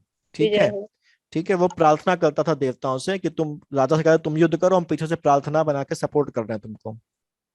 यस ठीक सर। है। सेनानी नाम से ही जाहिर है सेनापति टाइप का कुछ होता था, युद्ध में पार्टिसिपेट करता था। ग्रामणी हमने बताया कि जो ग्राम का प्रमुख होता था उसको ग्रामणी बोलते थे। ये नागरिक काम भी करता था और सिविल काम भी करता था और युद्ध के समय युद्ध में भी पार्टिसिपेट करता था। ठीक है। इसके अलावा स्पश गुप्तचर जासूसों को स्पश बोला जाता था और ऋग्वेद में इनका उल्लेख है। स्पश गुप्तचर होते थे। राजा के जो व्यक्तिगत कर्मचारी होते थे उनको उपस्थि या इभ्य बोला जाता था। ठीक है। तो कुछ नाम है, पुरोहित या पुरोधा, सेनानी सेना का नेता होता था, ग्रामणी, फिर उपस्थि या इभ्य। उपस्थि या इभ्य कौन थे? राजा के पर्सनल कर्मचारी होते थे। और स्पश होता था हमारा गुप्तचर यानी कि जासूस। इसके अलावा कुछ नाम और मिलते हैं, उग्र और जीवग्रभ। उग्र और जीवग्रभ ये माना जाता है कि जो उस जमाने की पुलिस होती थी, ठीक है, उस जमाने की जो पुलिस होती थी उसके कर्मचारियों को उग्र या जीवग्रभ बोला जाता था। ठीक। अगर कुछ लोगों में कुछ विवाद उत्पन्न हो गया है, झगड़ा हो गया है, तो उस झगड़े का अगर कोई निर्णय करता था, समझौता करवाता था, ठीक है, और तो उसको मध्यमसी नाम दिया गया है। ठीक है, मध्यमसी न्यायाधीश नहीं होता था, झगड़ों का निपटारा करवाता था, समझौता करवाता था। ठीक है, और उसको मध्यमसी बोला गया है। ठीक,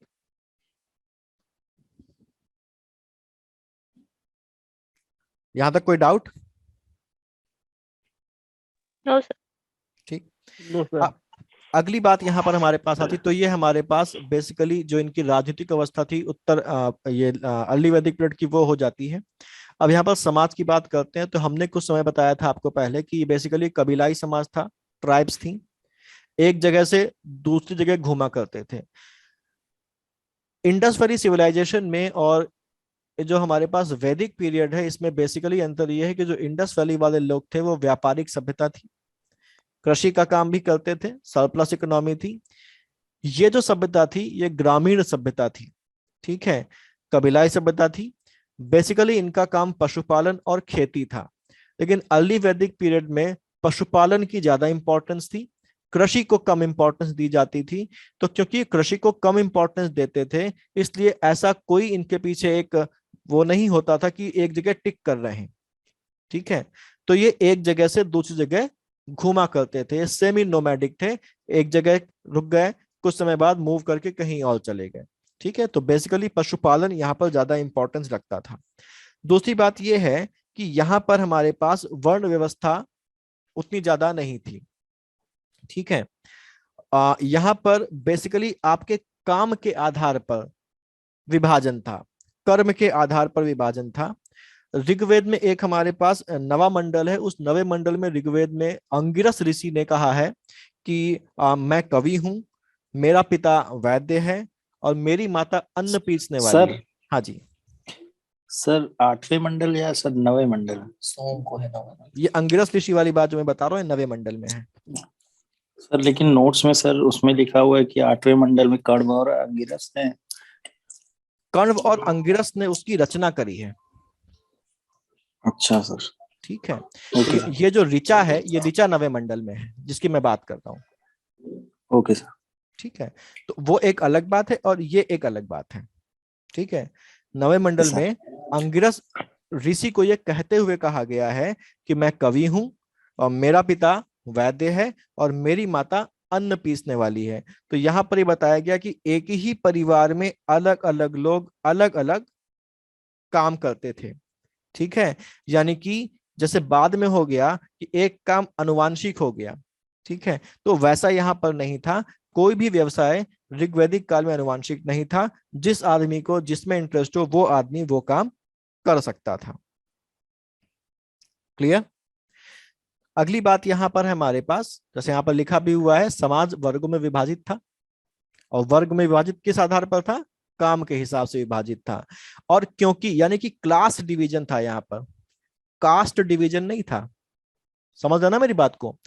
क्लास डिवीजन था, कास्ट डिवीजन नहीं था। क्लास डिवीजन और कास्ट डिवीजन में अंतर यह है कि आप कास्ट में मोबिलाइजेशन नहीं होता है, आप एक कास्ट से दूसरी कास्ट में मूव नहीं कर सकते हैं, जबकि क्लास में आप मूव कर सकते हैं।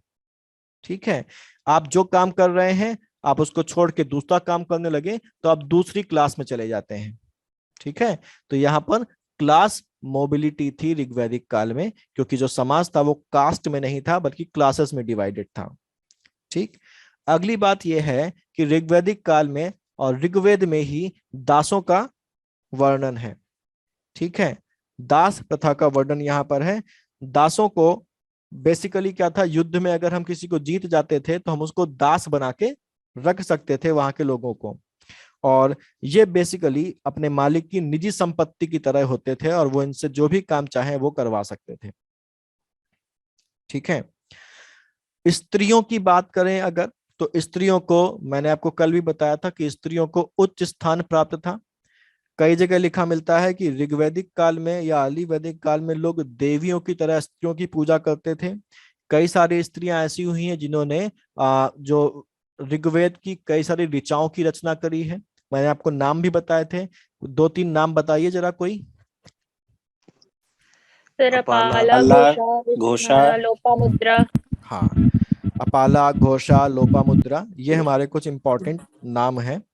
ठीक है, जो उस समय ये माना जाता है कि ऋग्वेदिक ऋचाओं की रचना इन्होंने की थी।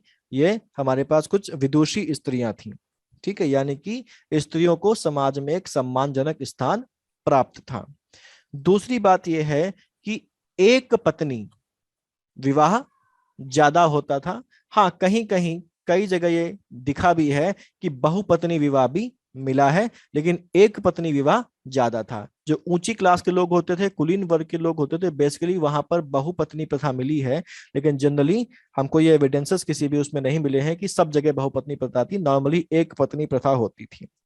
दूसरी तो ये बात है, ऋग्वैदिक काल में या उत्तर ऋग्वैदिक में? ये मैं या ऋग्वैदिक दो? काल की बात कर रहा हूँ। ठीक है, ऋग्वैदिक काल यस की सर। बात कर रहा हूँ। ठीक। दूसरी बात है, स्त्रियों को अपने हिसाब से अपना पति चुनने की इजाजत थी। अगर उनको कोई पर्सन अच्छा लगता है तो वो उससे विवाह कर सकती थी, यानी कि स्वयंवर की सुविधा वहां पर थी। उस जो स्त्रियां थी वो स्वयंवर कर सकती थी, अपनी मर्जी से अपने पति को चुन सकती थी। दूसरी बात है कि अगर एक बार विवाह हो जाता था तो उस विवाह को तोड़ने की कोई व्यवस्था नहीं थी। ठीक है, उस विवाह को तोड़ने की व्यवस्था नहीं थी। तीसरी बात यह है कि जो अंतर जातीय विवाह हमारे पास प्रचलित थे। बेसिकली इसको अंतर जातीय विवाह कहा जाता है, लेकिन जातियां तो थी नहीं, तो इसको इंटर क्लास मैरिज बोल सकते हैं इंग्लिश में हम लोग। इंटर कास्ट नहीं बल्कि इंटर क्लास मैरिज बोल सकते हैं। ठीक है, दो प्रकार के इंटर क्लास मैरिजेस वहां पर थी, एक अनुलोम विवाह और दूसरा प्रतिलोम विवाह। अनुलोम विवाह वो विवाह होता था जिसमें जो ग्रूम होता था, यानी कि जो वर होता था वो हाई क्लास का होता था, और जो ब्राइड होती थी या जी बहू होती थी या जो दुल्हन होती थी वो हमारे पास लोअर क्लास की होती थी। तो उच्च वर्ग का वर और निम्न वर्ग की वधु के बीच के विवाह को अनुलोम विवाह बोलते हैं, और या बोलते थे। और अगर इसका उल्टा हो जाता था, वधु अगर यानी कि जो ब्राइड है वो हाई क्लास की हो गई और लोअर क्लास का लड़का हो गया, तो उसको प्रतिलोम विवाह बोलते थे। क्लियर ये बात? और सर दोनों हाई क्लास के हुए या दोनों लोअर क्लास के? तो वो तो उसमें उसका वो तो सामान्य, वो अंतर जाति विवाह कहाँ हुआ, वो इंटर क्लास मैरिज अच्छा, कहाँ हुई? तो सेम क्लास ठीक हो ठीक। गया ना। हम्म। ये तो इंटर क्लास मैरिज के टाइप्स है ना। ओके। ठीक है, अच्छा, ये जो ऋग्वैदिक काल या अर्ली वैदिक पीरियड है, इसमें अनुलोम विवाह और प्रतिलोम विवाह दोनों ही प्रचलित थे, और दोनों में से ही किसी को भी निषिद्ध नहीं माना गया। दोनों को ही इक्वल समाज में वो मिला हुआ था। ठीक है, लेवल था, दोनों का सेम लेवल था। लेकिन जो हम लेटर वैदिक पीरियड में आते हैं, तो लेटर वैदिक पीरियड में भी इंटर क्लास मैरिजेस थी, लेकिन वहां पर अनुलोम विवाह को तो मान्यता प्राप्त थी, लेकिन प्रतिलोम विवाह को मान्यता प्राप्त नहीं थी, वो बिल्कुल निषिद्ध कर दिया गया था। ठीक है, क्लियर? प्रतिलोम विवाह अगर कोई कर लेता था लेटर वैदिक पीरियड में, उत्तर वैदिक काल में, तो उनकी संतान को चंडाल बोला जाता था। ठीक है, यानी कि उत्तर वैदिक काल में, लेटर वैदिक पीरियड में अनुलोम विवाह तो मान्यता थी उसको, प्रतिलोम विवाह को निषिद्ध किया गया था, लेकिन फिर भी अगर कोई प्रतिलोम विवाह कर लेता था तो उस विवाह से उत्पन्न संतान को चंडाल कहा जाता था। क्लियर?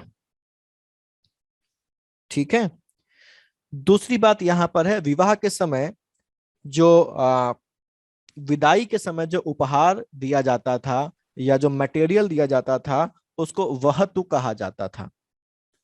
वहतु। ठीक है, इसमें सर ऋग्वैदिक में या उत्तर वैदिक में? ये दोनों में। ये तो एक टर्म है, इसको तो जब भी, चाहे वो अर्ली वैदिक पीरियड हो चाहे लेटर वैदिक पीरियड हो, अगर जैसे हम लोग आज दहेज बोलते हैं, है ना, तो एक तरीके से बोल लीजिए उस समय दहेज को वहतु बोलते थे। ठीक है, तो अगर किसी कन्या की शादी हो रही है तो विदाई के समय उसको जो भी उपहार दिए जाते थे उसको वहतु बोला जाता था। ये कॉमन टर्म था, ये दोनों समय इस्तेमाल होता था। नॉर्मली हम पूर्व वैदिक काल की बात कर रहे हैं, जब भी उत्तर वैदिक काल में आएंगे तो आपको बताएंगे कि ये उत्तर वैदिक काल की बात है। क्लियर है? Okay sir. ठीक। ऋग्वैदिक पीरियड में हमारे पास पुनर्विवाह की भी प्रथा थी। लेकिन अभी मैंने कहा कि अगर एक बार विवाह हो जाता है तो वो टूटता नहीं था, तो पुनर्विवाह कैसे हो गया? तो अगर किसी स्त्री का पति गायब हो गया है और वापस लौट के नहीं आया लंबे समय तक, ठीक है, या किसी स्त्री के पति की मृत्यु हो जाती है, तो उसका पुनर्विवाह करवाया जा सकता था। पूरी तरीके से मान्य था पुनर्विवाह। ठीक है, यानी कि एक तरीके से हम ये बोल लें कि विधवा विवाह भी हो सकता था।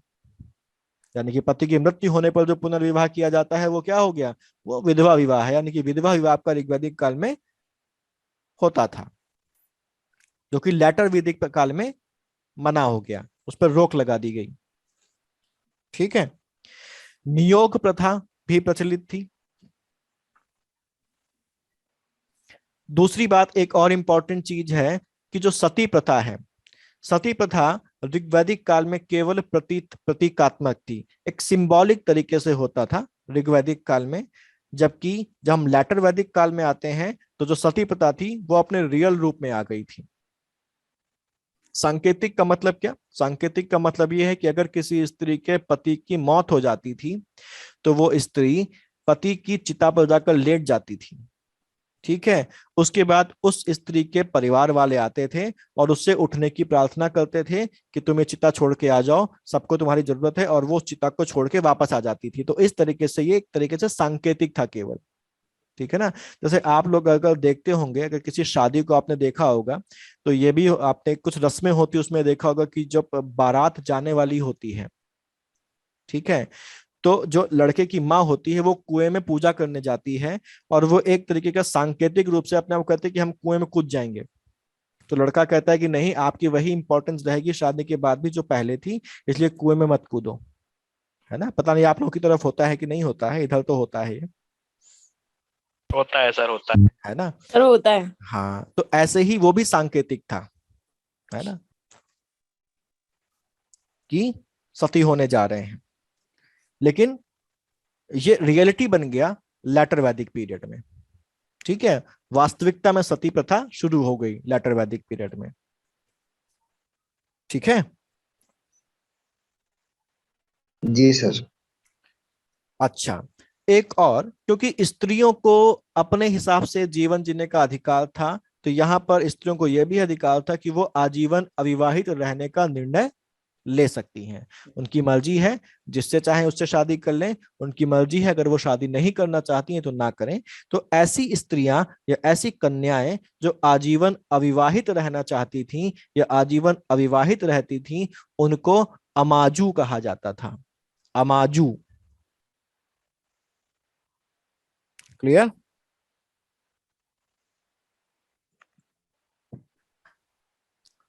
अमाजू,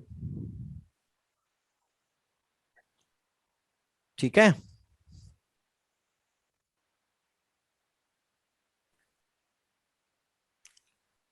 दूसरी बात है, पूरे ऋग्वेद में कहीं पर भी नमक का कोई उल्लेख नहीं है, लेकिन मांसाहार का उल्लेख है। ठीक है, भेड़ बकरी खाते थे, गाय को बोलते थे गाय अघन्या है, गाय को नहीं मारना है, तो गाय के लिए अघन्या शब्द का प्रयोग किया जाता था। 4 से 5 बार ये चीज एग्जाम में पूछी गई है कि अघन्या किसे कहते थे, तो अघन्या बोलते थे गाय को, और अघन्या का मतलब होता है जिसे ना मारा जाए, जो मारने के योग्य ना हो। ठीक है, सोम, मैंने आपको बताया था, सोम का वर्णन है। सोम एक नशे की चीज होती थी, इंटॉक्सिकेटिंग ड्रग होती थी। हिमालय को ऋग्वेद में हिमवंत बोला गया है। हिमालय को ऋग्वेद में हिमवंत बोला गया है, और ये कहा गया है कि हिमालय जो श्रेणी है उसमें एक पर्वत है जिसका नाम है भुजवंत पर्वत। कहीं पर भुजवंत नाम मिलता है और कहीं पर मुजवंत नाम मिलता है। ठीक है, तो ये कहा गया है कि जो सोम का पौधा है या जो सोम वनस्पति है, वो वनस्पति बेसिकली भुजवंत पर्वत पर ही उगती है, ये माना गया है, ये लिखा हुआ है बेसिकली।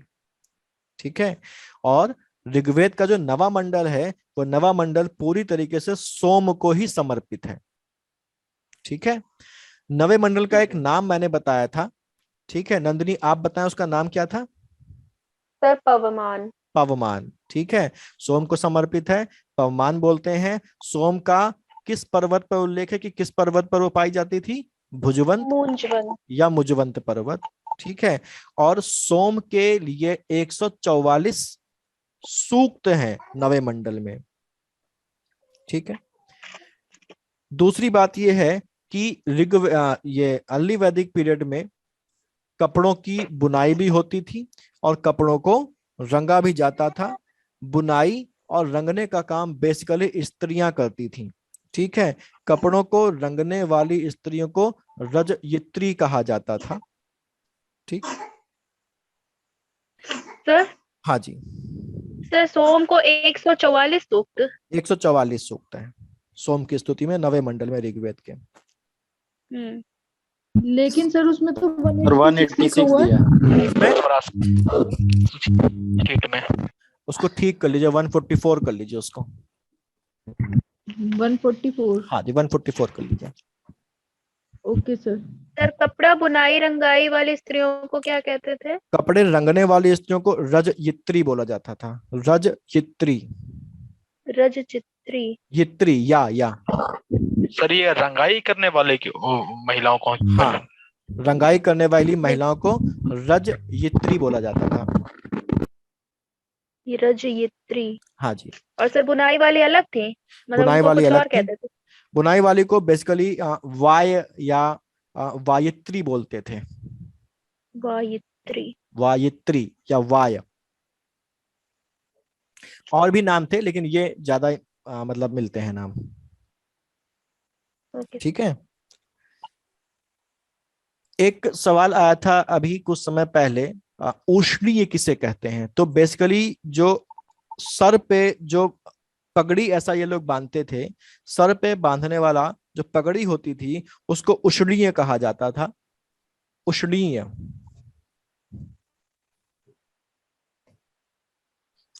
और ये पगड़ी स्त्री और पुरुष दोनों पहनते थे। क्लियर? आभूषण, आभूषण तो शुरुआत से ही पाए जाते हैं। आपने हड़प्पा में भी आभूषण पाए और यहाँ पर भी आभूषण है। और यहाँ पर स्त्री और पुरुष दोनों ही आभूषण पहनते थे। और इनमें सबसे इंपॉर्टेंट जो आभूषण है उसका नाम था निष्क। निष्क ये सोने का होता था और इसको अक्सर गले में पहनते थे, तो इसको निष्क भी बोलते हैं। स्वर्ण निष्क भी मिलता है इसका नाम। और क्योंकि गले में पहनते थे तो इसके लिए इसको निष्क ग्रीव भी कहा जाता है। निष्क ग्रीव, ग्रीव मतलब गला और निष्क का मतलब होता है हार, गले का हार। स्वर्ण निष्क मतलब सोने का हार, तो ये सोने का होता था। और आगे चल के हम लोग देखेंगे कि जो ये निष्क है बेसिकली इसको मुद्रा के रूप में भी इस्तेमाल किया जाता था, क्योंकि उस समय बार्टर सिस्टम चलता था ना, वस्तु विनिमय चलता था, तो निष्क का इस्तेमाल मुद्रा के रूप में भी किया जाता था। ऐसे ही अगर हम आगे बात करें तो ये क्लियर हो गया। अब यहां पर अर्थव्यवस्था की बात कर लेते हैं। तो मैंने अभी कुछ देर पहले बोला था कि जो अर्थव्यवस्था थी अर्ली वैदिक पीरियड की या पूरे वैदिक पीरियड की बात करें तो ग्रामीण अर्थव्यवस्था थी। और अब पूरे की तो ग्रामीण थी। ग्रामीण में बेसिकली दो प्रकार के काम होते हैं, कृषि होता है और पशुपालन होता है। तो अर्ली वैदिक पीरियड में कृषि पर उतना जोर नहीं था जितना ज्यादा जोर पशुपालन पर होता था। तो बेसिकली जो अर्ली वैदिक पीरियड थी वो पशुपालन आधारित अर्थव्यवस्था थी और इसीलिए गाय को इतनी इंपॉर्टेंस दी जाती थी कि उसके लिए युद्ध होते थे। ठीक है। ऋग्वेद में कृषि से संबंधित 3 नाम मिलते हैं। कृषि से संबंधित 3 नाम मिलते हैं, उर्वर, धान्य और वपंती। उर्वर, धान और वपंती। जौ को यव कहा जाता था उस समय और ऋग्वेद में भी जौ को यव ही कहा गया है। ये लिखा भी हुआ है शीट में, देखिए, यव। जौ को यव कहा जाता था। ठीक है। हल के लिए यहाँ पर ऋग्वेद में कुछ नाम इस्तेमाल हुए हैं। हल को बेसिकली लांगल कहा जाता था। लांगल, हल को लांगल कहा जाता था, फाल कहा जाता था और सीर भी कहा जाता था। यानी कि हल के लिए लांगल, फाल और सीर, इन शब्दों का या इन नामों का प्रयोग ऋग्वेद में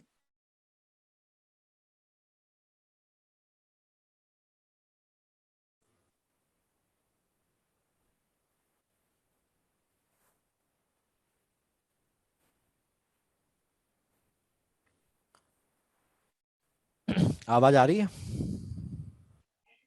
हाँ सर, आवाज आ रही है। ठीक है। जी आ रही है।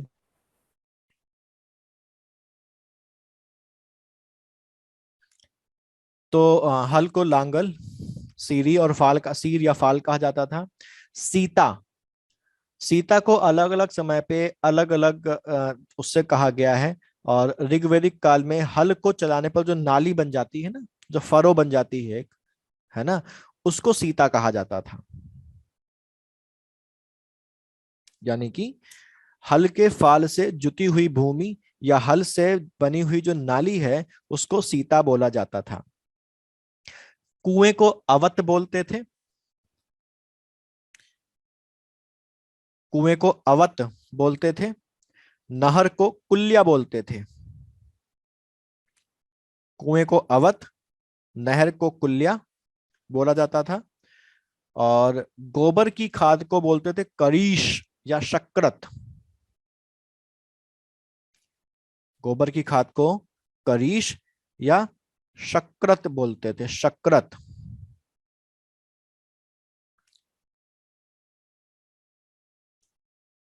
हल चलाने वाले व्यक्ति को, जैसे हल को लांगल बोलते थे, वैसे ही हल चलाने वाले व्यक्ति को की वाश या की नाश बोला जाता था। कहीं पर की वाश मिलता है और कहीं पर की नाश मिलता है। हल चलाने व्यक्ति को की नाश या की वाश बोला जाता था, हलवाहे को। वो यंत्र जिससे अनाज मापा जाता था, जैसे आजकल तो हम लोग तराजू का इस्तेमाल करते हैं, है ना, तो उस समय कोई यंत्र रहा होगा इसी तराजू के टाइप का। तो उस अनाज को मापने वाले यंत्र को ऊर्दर बोला जाता था। ऊर्दर।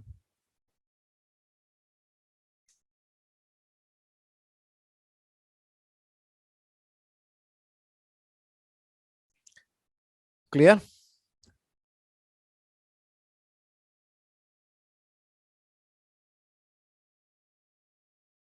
जी सर।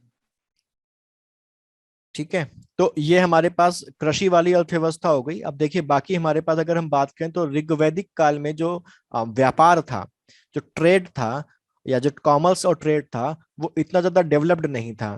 क्योंकि बेसिकली ये भटका करते थे, कोई एक जगह पर टिक के नहीं रहते थे, तो ट्रेड उतना ज्यादा यहाँ पर छोटा मोटा होता होगा, डेवलप नहीं था। लेकिन जैसे जैसे हम लेटर वैदिक पीरियड की तरफ जाते हैं और जैसे जैसे लेटर वैदिक पीरियड आगे बढ़ता जाता है, वैसे वैसे हमारे पास जो ट्रेड है वो उतना ही डेवलप होता चला जाता है। तो अर्ली वैदिक पीरियड में ट्रेड यानी कि व्यापार या वाणिज्य उतना मतलब डेवलप नहीं था, लेकिन लेटर वैदिक पीरियड में वो डेवलप होना शुरू हो गया था। व्यापार जो करता था, जो व्यापारी होता था या जो दुकानदार होता था, अगर हम कॉमन पार्लेंस में आजकल की भाषा में बात करें, तो जो व्यापारी होता था जिसको हम लोग आजकल बनिया बोलते हैं, उसको उस समय पड़ी बोला जाता था।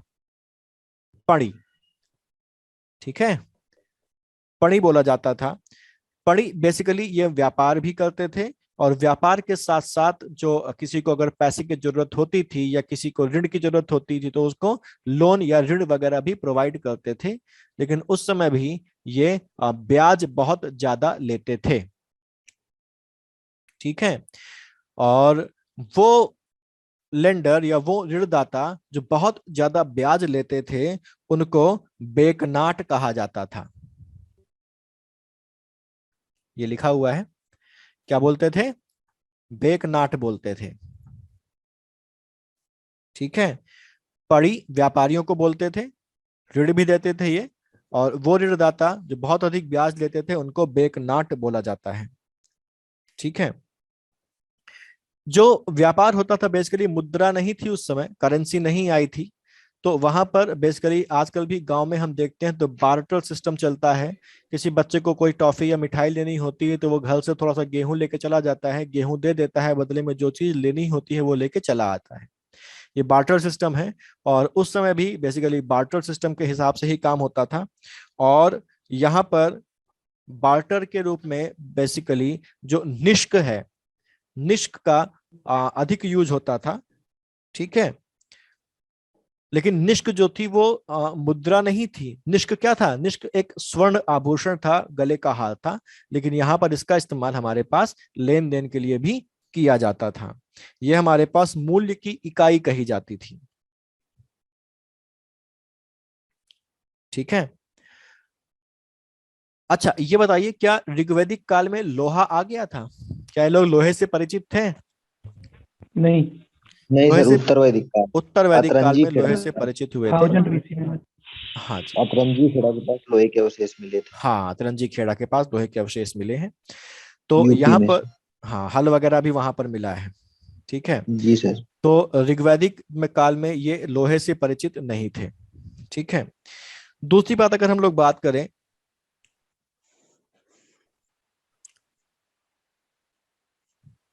धर्म वगैरह की, तो यहाँ पर जो ऋग्वेद काल में या अर्ली वैदिक काल में ये बेसिकली प्राकृतिक शक्तियों की उपासना करते थे और बहुदेववाद वहां पर था।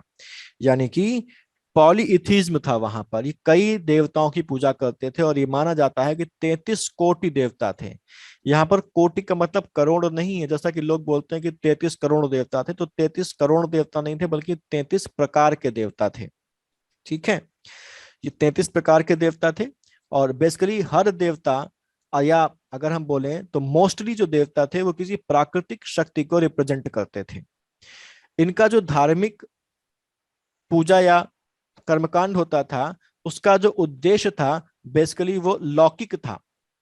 हम लोग आजकल पूजा करते हैं और लौकिक के साथ साथ अपना मानते हैं कि हमारा परलोक भी सुधर जाए, कि हम स्वर्ग जाएं, है ना। तो ऐसी कोई उस समय उनकी उम्मीद नहीं थी। वो कहते थे कि भाई हम धरती पर हैं तो धरती पर खुश रहें, हमारे जानवर अच्छे रहें, हमारे बच्चे अच्छे रहें, हमारी प्रजा सुखी रहे। यानी कि ये भौतिक जो उन्नति थी उसको मांगते थे। ठीक है, पारलौकिक ये कुछ नहीं करते थे कि हमें स्वर्ग मिल जाए या हमको मोक्ष मिल जाए, इस तरीके की कोई इनकी इंटेंशन पूजा करने की या धर्म की नहीं थी। अब यहाँ पर कुछ प्रमुख देवताएं हैं जिनके नाम यहाँ पर आपको शीट में भी दिए हैं, और कुछ ऐसे हैं जो एग्जाम में पूछे गए हैं और शीट में उनको मैंने मेंशन नहीं किया, तो उनको मैं आपको बता रहा हूं। तो अगर शीट में है तो कोई बात नहीं, नए मिले तो उनको लिखते जाएंगे। जैसे इंद्र है, ऋग्वैदिक काल का जो सबसे प्रमुख देवता था वो इंद्र था। ठीक है, दूसरा मंडल जो है वो बेसिकली इंद्र को ही समर्पित है और उसमें इंद्र से संबंधित या इंद्र को समर्पित 250 सूक्त हैं। ये मैंने लास्ट टाइम भी बताया था। और इंद्र को कई नामों से पुकारा गया है। पुरंदर, मधवा, प्रत्ताहन, शतक्रतु, तथेष्ट, विजयेंद्र, ये सब इंद्र के नाम हैं। ठीक है, और अगर हम बात करें तो इंद्र के बाद जो अगला देवता आता है वो है हमारे पास अग्नि। ठीक है, अग्नि को 200 सूक्त अग्नि को समर्पित है। इंद्र को 250 सूक्त समर्पित है, अग्नि को समर्पित है लगभग 200 सूत्र या सूक्त। ठीक है, अच्छा एक बात ध्यान रखिए, अगर हम आप भी देखते होंगे, अगर आज भी आपके घर में पूजा होती है, हवन होता है, तो हवन में अग्नि जलाई जाती है और जो भी चीज होती है वो किस में डालते हैं? अग्नि में डालते हैं, है ना। और ये मानते हैं कि जब हम अग्नि में डालते हैं तो जिस देवता का हम मंत्र पढ़ रहे हैं, अग्नि के माध्यम से ये जो हमारी आहुति है ये उस पर्टिकुलर देवता तक पहुंच जाएगी। ऐसा ही तो होता है ना, जी सर। है ना। Yes sir. तो बेसिकली Yes, कौन, बेसिकली अग्नि कौन है? अग्नि जो है वो मनुष्यों और देवताओं के बीच के बिचौलिया हो गए यस सर। या मध्यस्थ हो गए, आज भी हैं और तब भी थे। अच्छा, अग्नि में एक चीज ध्यान रखिए कि अग्नि में जब भी हम किसी हवन में कोई चीज डालते हैं तो साथ में स्वाहा बोलते हैं, है ना। स्वाहा क्या है ये? सर उनकी वाइफ का। हाँ, अग्नि की वाइफ का नाम है स्वाहा। स्वाहा कौन है? अग्नि की पत्नी है। तो अग्नि के लिए 200 सूक्त हैं और इनको देवताओं और मनुष्यों के बीच में मध्यस्थ माना जाता है। और ये मानते हैं कि अगर मनुष्य को कोई वस्तु देवताओं के पास पहुंचानी है तो वो अग्नि को समर्पित करनी होगी और अग्नि उसको वहां पर पहुंचा देंगे। तीसरे हैं हमारे वरुण। ठीक है, वरुण को नदियों का और समुद्र का देवता माना जाता है, या ऐसा बोलते हैं कि जल का देवता माना जाता है। ठीक है, तो वरुण जो है वो जल का देवता है। वरुण को ही असुर भी कहा जाता है। वरुण का एक नाम और है, वरुण को ही असुर भी कहा जाता है। ठीक है, वरुण का ही एक नाम और है ऋतस्य गोपा। ठीक है, तो वरुण जल के देवता हैं, इन्हीं को असुर भी कहा जाता है और वरुण को ही ऋतस्य गोपा भी कहा जाता है। किसी को पता है कि इनको ऋतस्य गोपा क्यों कहा जाता है? सर बादलों का जल चुराने वाला कुछ ऐसा नहीं नहीं विशेषण था। नहीं नहीं नहीं। और कोई? तो इनका संबंध शायद ऋत से था, किससे था? इसलिए इनको ऋत गोपा। ऋत ऋत क्या होता है? मौसम होता है सर। नहीं नहीं, वो तो ऋतु होता है, ऋत मौसम नहीं होता। प्राकृतिक घटना वगैरह से इनका संबंध था। बेसिकली ऋत को माना गया है वो चीज जो संसार को चला रही है, नियम कायदे, है ना, नियम कायदे। या बिल्कुल सही आपने बोला, प्राकृतिक घटनाएं, कब क्या होगा, इसके बीच का जो नियम वगैरह है, ये कहा जाता है कि वरुण जो है वो उसको नियंत्रित करते हैं, उनको संयोजन करते हैं उनका। ठीक है, वरुण प्राकृतिक घटनाओं और जो हमारे पास नियम कायदे हैं, जो चीजों की घटनाक्रम है, उनका संयोजन करते हैं, इसलिए इसको ऋतस्य गोपा कहा गया। ठीक है, तो इंद्र हो गए, अग्नि हो गए, वरुण हो गए। कुछ नाम कभी कभार पूछ लेता है, तो सोम आप जानते ही हैं, सोम के बारे में। सूर्य हमारे पास आकाश के देवता हैं। इसके अलावा एक देखिए, इसमें लिख लीजिए अश्विन।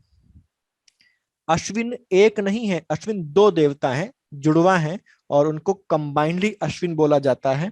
और बेसिकली जो अश्विन है वो चिकित्सा के देवता थे। ठीक है, मेडिकल गॉड, और इनको नॉर्मली अश्विन कुमार बोलते हैं। ये जुड़वा हैं, दो हैं, कॉमनली अश्विन बोला जाता है, और ये चिकित्सा के देवता हैं।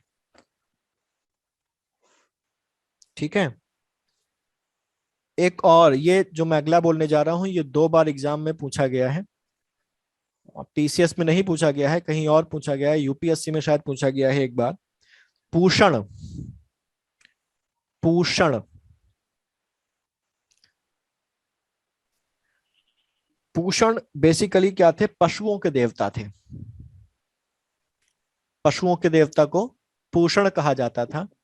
और यह माना जाता था कि अगर कोई पशु रास्ता भटक गया है ना, देखिए ऋग्वैदिक काल में बेसिकली पशुओं की ही इंपॉर्टेंस थी। पशु चरने जा रहे हैं, लौट के आ रहे हैं, तो अगर रास्ता भटक गए तो वहां पर एक देवता को तैनात कर दिया गया कि अगर हमारा कोई पशु रास्ता भटक जाए तो उसको हमारे पास तक पहुंचा देना। तो वो जो देवता तैनात है वहां पर उनको रास्ता बताने के लिए, उसका नाम था पूषण। ठीक है, लेकिन जब जैसे जैसे हम आगे बढ़ते जाते हैं, तो ऋग्वैदिक काल में तो जो पूषण थे वो पशुओं के देवता हैं, लेकिन जब हम लेटर वैदिक पीरियड में पहुंचते हैं तो यही पूषण शूद्रों के देवता बन जाते हैं।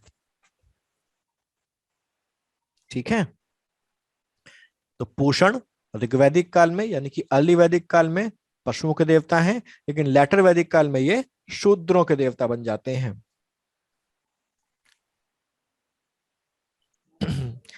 एक और देवता है विष्णु। तो देखिए विष्णु तो है, लेकिन विष्णु प्रमुख देवता नहीं है ऋग्वैदिक काल के। ठीक है, विष्णु का ही नाम त्रिविक्रम भी कहा गया है। इसके अलावा है तो और, लेकिन मैं आपको एक दो और नाम बता देता हूं। जैसे एक अक्सर पूछा गया है पर्जन्य। पर्जन्य, पर्जन्य जो है वो बादलों के देवता हैं। पर्जन्य बादलों के देवता हैं।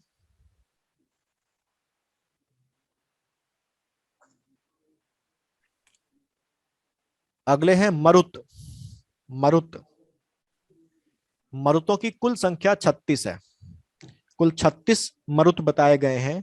और ये जो मरुत हैं बेसिकली वो वर्षा और तूफान को उत्पन्न करते हैं, यानी कि ये तूफान के देवता हैं मरुत।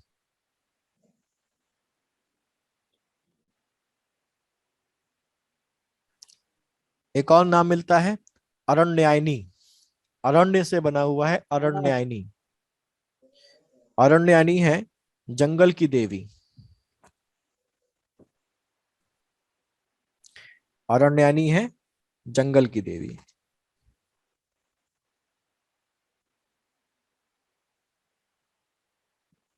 ठीक है, तो ये हम लोगों ने देख लिया।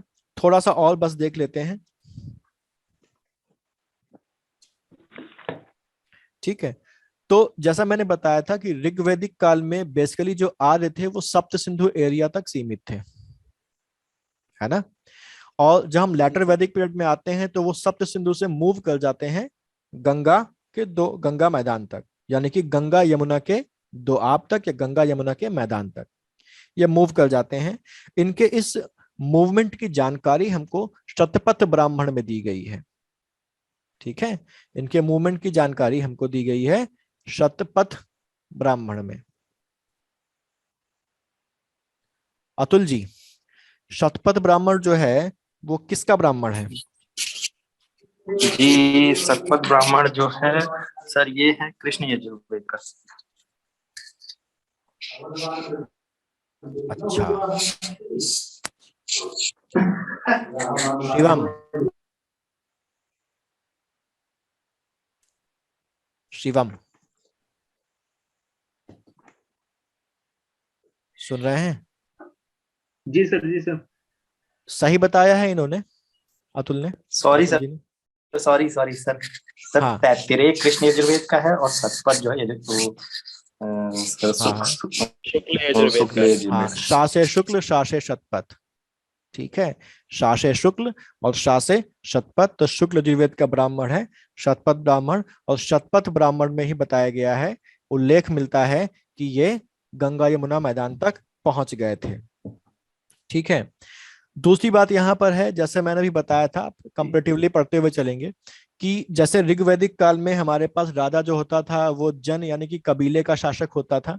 लेकिन जब हम लेटर वैदिक पीरियड में आते हैं तो लोहा आ गया था, है ना।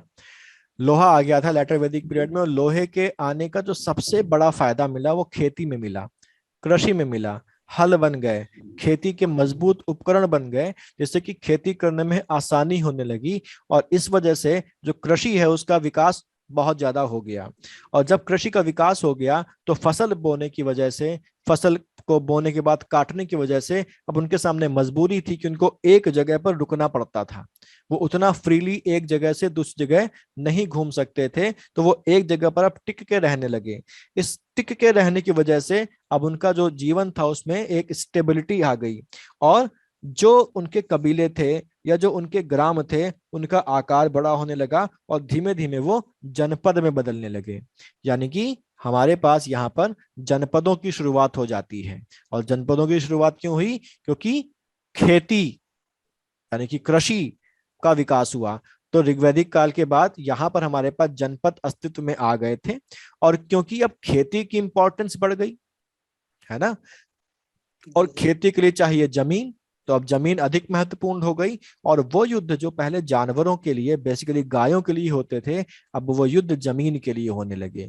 जिसके पास जितनी ज्यादा जमीन वो उतना ज्यादा इंपॉर्टेंट माना जाने लगा। तो अब जमीन की इंपॉर्टेंस हो गई, और जमीन की इंपॉर्टेंस की वजह से ही राजा को अब भूपाल कहा जाने लगा। भू मतलब जमीन, ठीक है, राजा को भूपाल भी कहा जाने लगा।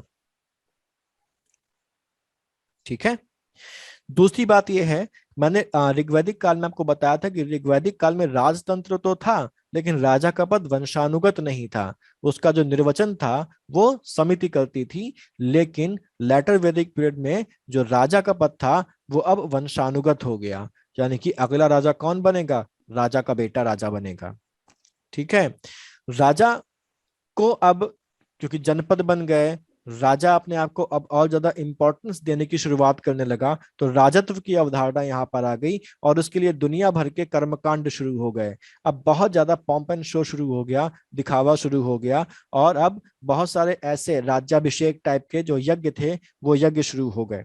ठीक है, जिससे कि राजा की एक इंपॉर्टेंस क्रिएट हो जाए और जो अगल बगल के दूसरे लोग हैं वो भी देखें कि भाई ये हमसे ज्यादा इंपॉर्टेंट है, ये हमसे ज्यादा महत्वपूर्ण, या ये हमसे बड़ा राजा है।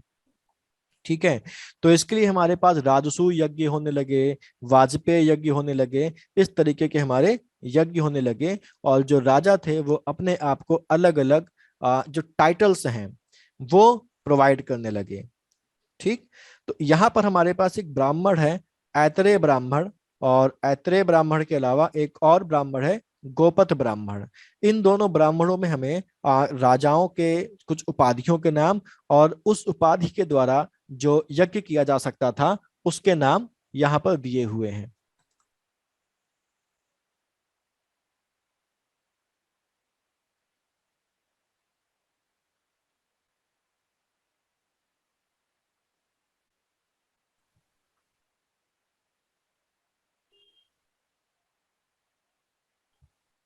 ये वाली शीट है ना आपके पास, ये दी है ना शीट मैंने?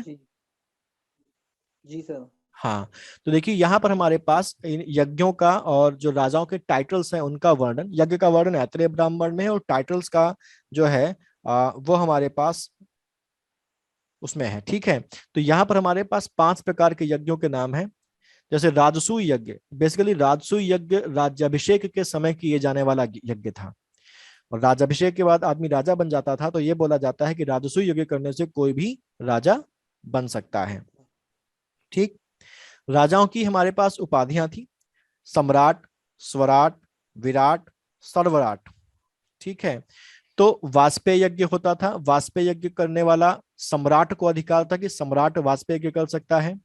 स्वराट को अधिकार था कि वो अश्वमेध यज्ञ कर सकता है। विराट को अधिकार था कि वो पुरुषमेध यज्ञ कर सकता है, और सर्वराट को अधिकार था कि वो सर्वमेध यज्ञ कर सकता है। तो ये यज्ञ और इनसे रिलेटेड जो राजा है उनको आपको तैयार कर लेना है कि कौन सा राजा कौन सा यज्ञ कर सकता था। ठीक है, जी सर। इसमें कोई डाउट तो नहीं, कुछ पूछना तो नहीं इसमें आपको? No sir. ठीक है, अच्छा। अब क्योंकि सर ये हाँ, राजा के जो टाइटल हैं, मतलब इनमें कोई अंतर है या बस ऐसे मतलब टाइटल है? देखिए इनमें थोड़ा सा अंतर ये है कि जो हमारे पास ऐतरेय ब्राह्मण है उस ब्राह्मण में कुछ राज्यों के नाम लिखे हुए हैं। ये बेसिकली जैसे हमारे पास पूर्व दिशा का जो राज्य था उसको साम्राज्य नाम दिया है, और साम्राज्य नाम के राजा की उपाधि सम्राट थी। पश्चिम दिशा के राज्य का नाम स्वराज दिया है, और स्वराज जो राज्य था उसके राजा की उपाधि स्वराट थी। उत्तर दिशा के राज्य का नाम दिया हुआ है वैराज्य, और वैराज्य के राजा की उपाधि विराट थी। दक्षिण दिशा के राज्य का नाम था भोज्य, और जो भोज्य राज्य था उसके राजा की उपाधि सर्वराट या भोज थी। ठीक है, क्लियर? सर एक बार रिपीट कर दीजिए, मतलब इन अ नटशेल, मतलब बस उत्तर, पूर्व, पश्चिम है। पूर्व का साम्राज्य उपाधि सम्राट, पश्चिम का स्वराज उपाधि स्वराट, उत्तर का राज्य वैराज्य और उस राज्य के राजा की उपाधि विराट, दक्षिण का जो राज्य था उसका नाम भोज्य दिया हुआ है और उसके राजा की उपाधि सर्वराट या भोज थी। ठीक है, तो पश्चिम वाला क्या था? पश्चिम वाला स्वराज, स्वराज, और उसके राजा की उपाधि थी स्वराट। और इनके द्वारा कौन सा यज्ञ किया जा सकता था वो शीट में मेंशन है, जैसा मैंने भी बताया।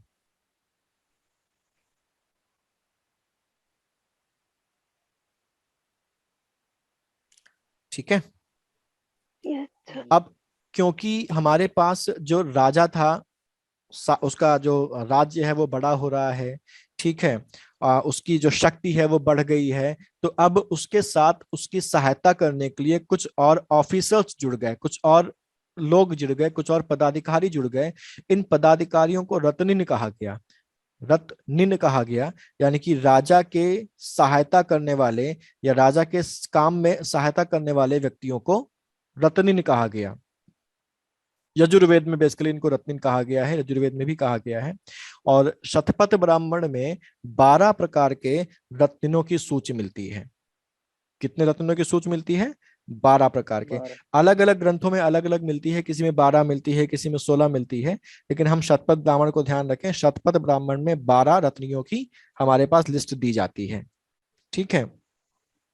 दूसरी बात, एक चीज और यहाँ पर ध्यान रखिए, जैसे मैंने आपको ऋग्वैदिक काल में बताया था कि ऋग्वैदिक काल में राजा निरंकुश न बने, इसका ध्यान रखने के लिए 2 संस्थाएं थी, एक थी सभा और दूसरी थी समिति।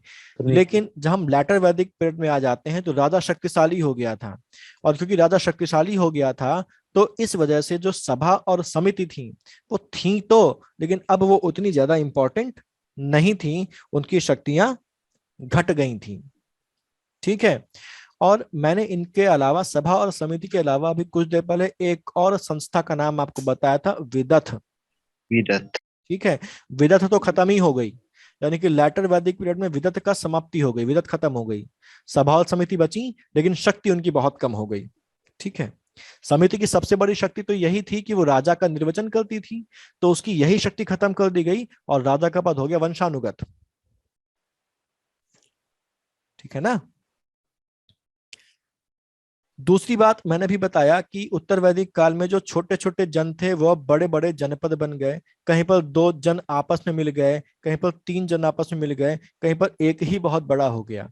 तो यहाँ पर कई सारे जनपद बन गए। ठीक है। और यही जनपद आगे चल के कन्वर्ट हो जाते हैं महाजनपद में। ठीक है। यही जनपद आगे चल के महाजनपद में कन्वर्ट हो जाते हैं, जो हम लोग पढ़ेंगे आगे चल के। तो यहां पर अभी हम फिलहाल इस पीरियड की बात करें तो लेटर वैदिक पीरियड में हमारे पास 2 सबसे इंपॉर्टेंट, जो सबसे बड़े या जो सबसे प्रसिद्ध जनपद थे, वो था कुरु और पांचाल। ठीक है। कुरु और पांचाल 2 सबसे ज्यादा इंपॉर्टेंट या 2 सबसे ज्यादा मशहूर हमारे पास यहाँ पर जनपद थे, एक कुरु और दूसरा पांचाल। ये इतने ज्यादा इंपॉर्टेंट थे कि शतपथ ब्राह्मण में कहा गया है कि कुरु और पांचाल आर्य संस्कृति की धुरी हैं। ठीक। तो किन जनपदों को आर्य संस्कृति की धुरी कहा गया? कुरु और पांचाल को। ठीक है।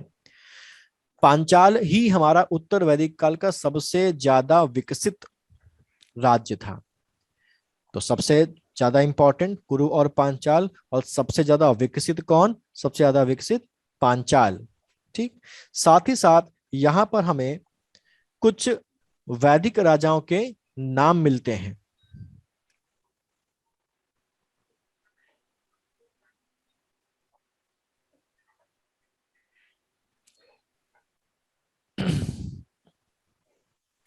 यहां पर ये ध्यान रखिएगा, ये पूछ लेता है एग्जाम में। कुछ वैदिक राजाओं के नाम मिलते हैं, जैसे काशी का राजा अजातशत्रु, केकय का राजा अश्वपति, विदेह जनपद का राजा था जनक, और आसंदिवत जनपद के राजा थे जन्मेजय, और पांचाल जनपद के राजा थे या पांचाल राज के राजा थे प्रवाहन जाबाली। काशी के अजातशत्रु, केकय के अश्वपति, विदेह के जनक, इनको तो आप जानते ही होंगे, सीता के पिता, आसंदिवत के जन्मेजय और पांचाल के प्रवाहन जाबाली। ठीक।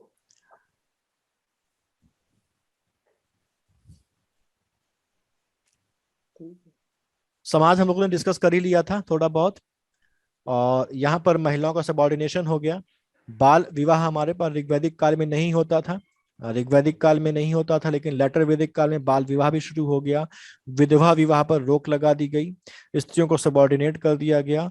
सती प्रथा जो सांकेतिक थी ऋग्वैदिक काल में, वो अब वास्तविकता में आ गई और वास्तविक रूप से सती प्रथा होने लगी। इसके अलावा यहाँ पर हम अगर बात करें तो यहाँ पर 8 प्रकार के विवाह थे। ठीक है। ब्रह्म विवाह, देव विवाह, आर्ष विवाह, प्रजापत्य विवाह, गंधर्व विवाह, असुर विवाह, राक्षस विवाह और पिशाच विवाह। ठीक। तो ये 4 प्रकार के, जो शुरुआत के जो 4 प्रकार के विवाह हैं, ये मान्य थे, और बाकी जो आखिरी 4 प्रकार के विवाह हैं, ये ऐसे विवाह थे जो मान्य नहीं थे। ठीक है। जैसे गंधर्व विवाह हमारे पास आपने देखा होगा पुराने जमाने की जो फिल्में हैं या जो माइथोलॉजिकल हमारे पास सीरियल्स वगैरह आते हैं, उसमें दिखाते हैं कि राजा कहीं पर जा रहा है और कोई उसको फीमेल दिखती है, उसको पसंद आ जाती है और वहीं पर खड़े खड़े शादी कर लेते हैं। जैसे दुष्यंत और शकुंतला का गंधर्व विवाह हुआ था, तो इसको गंधर्व विवाह बोलते हैं। तो इसको मान्यता नहीं दी गई, प्रचलित था, मान्यता नहीं दी गई। असुर विवाह, राक्षस विवाह और पिशाच विवाह, बेसिकली ये क्या है, अगर किसी को उठा के ले जाएं, उठा के ले जाकर शादी कर लें, या खरीद कर शादी कर ली जाए, या भाग कर शादी कर ली जाए, तो वो असुर, राक्षस और पिशाच विवाह की कैटेगरी में आते थे, तो इसलिए मान्य नहीं थे। ठीक है, तो पहले चार हमारे पास मान्य थे। गंधर्व विवाह आप जानी गए। असुर, राक्षस और पिशाच विवाह में भागकर शादी कर लेना, किसी को अगवा करके या उसका अपहरण करके या उठा कर ले जाना, शादी कर लेना, या किसी को परचेज करके शादी कर लेना, राक्षस विवाह वगैरह वगैरह कहलाते थे। ठीक है,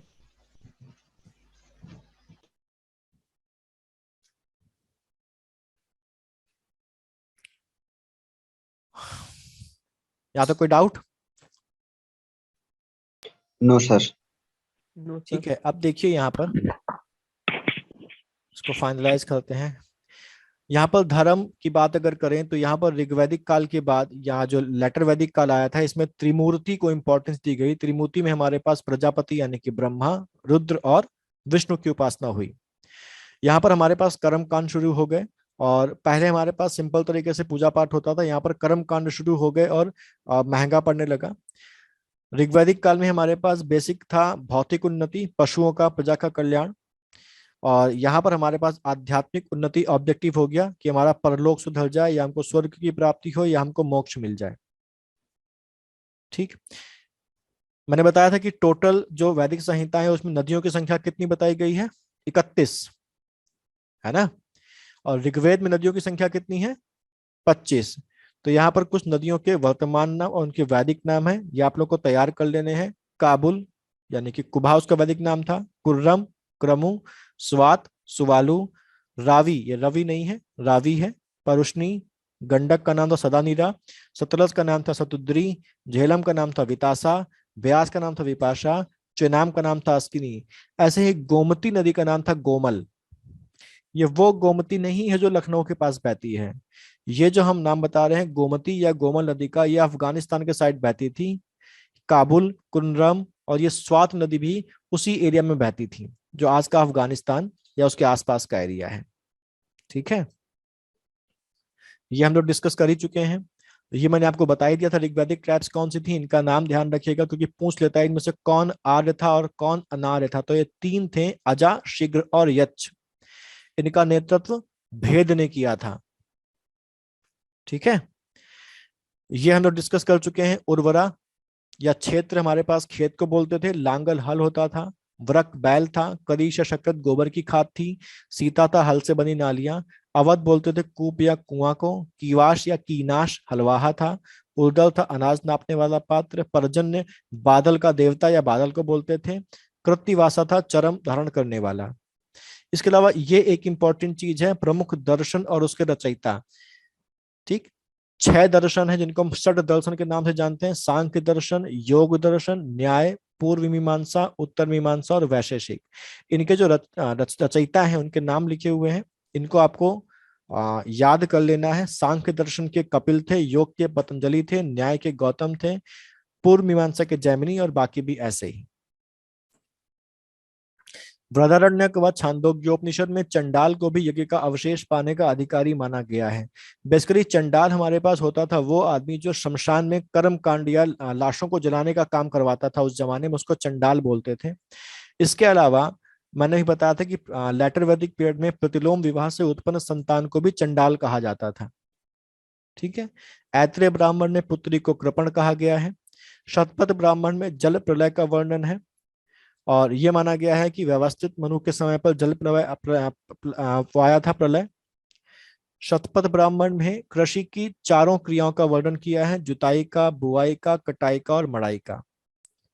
और काठक संहिता में 24 बैलों द्वारा खींचे जाने वाले हल का उल्लेख है, जो कि जाहिर सी बात है लोहे का ही रहा होगा क्योंकि इतना भारी रहा होगा कि 24 बैल ही उसको खींचे। एक जगह पर 26 बैलों द्वारा खींचे जाने वाले हल का भी उल्लेख मिला है। ठीक है, तैत्तरीय उपनिषद में अन्न को ब्रह्म कहा गया है। शतपथ ब्राह्मण में महाजनी प्रथा का पहली बार जिक्र हुआ है और सूदखोर को कुसीदिन कहा गया है। ठीक है। अच्छा, एक था बेकनाट। बेकनाट और कुसीदिन में क्या अंतर है? बेकनाट याद है ना आपको, भी मैंने बताया था। हाँ जी सर। सर बेकनाट जो है बहुत ज्यादा ब्याज लेता था, और सूदखोर? और सूदखोर सर एक निश्चित कुछ ब्याज रही होगी। देखिए, बेसिकली जो अंतर मिलता है वो ये था कि जो बेकनाट था वो बेसिकली व्यापारी भी होता था,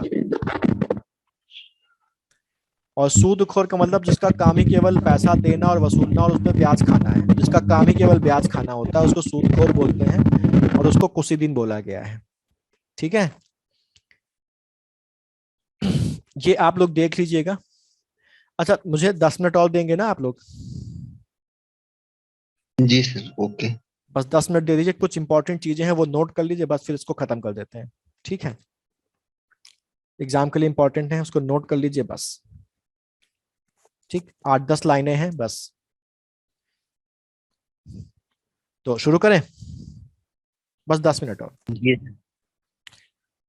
जैसे किस चीज में क्या चीज कही गई है ना? जैसे अभी मैंने बताया कि तैत्तरीय उपनिषद में अन्न को ब्रह्म कहा गया है, तो ये तो लिखा ही हुआ है ना? एक अगली चीज लिख लीजिए कहीं पर कि जैसे हम लोग बोलते हैं ना, अतिथि देवो भव, है ना? अतिथि देवो भव ये कहां पर लिखा हुआ है? तो अतिथि देवो भव भी तैत्तरीय उपनिषद में ही लिखा हुआ है। अतिथि देवो भव, तैत्तरीय उपनिषद।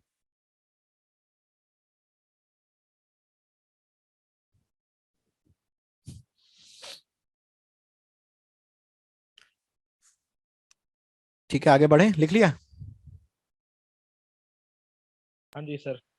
सत्यमेव जयते, भारत का जो मोटो है, सत्यमेव जयते। सत्यमेव जयते लिखा है मुंडक उपनिषद या मुंडको उपनिषद में।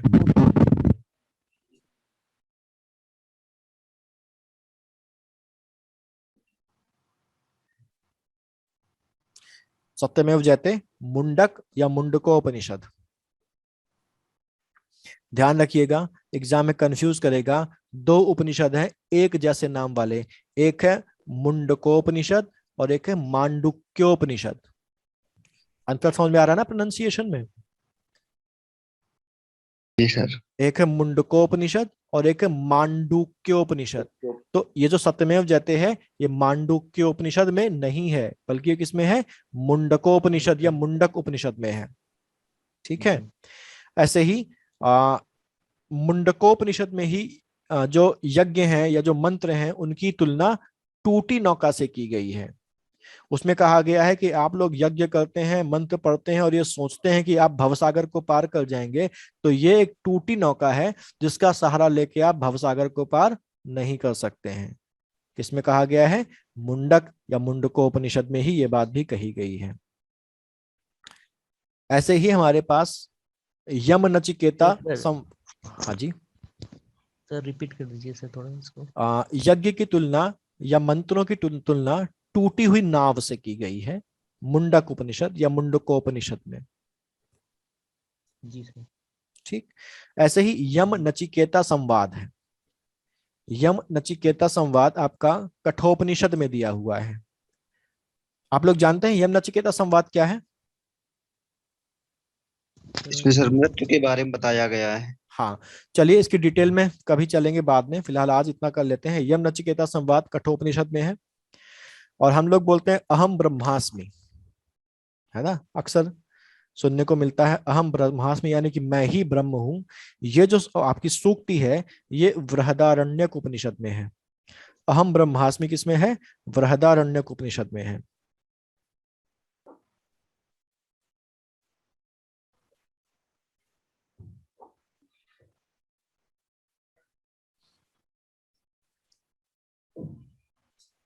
लौट आइएगा बंद हो जाए तो, बस 5 मिनट और लेंगे। जी सर।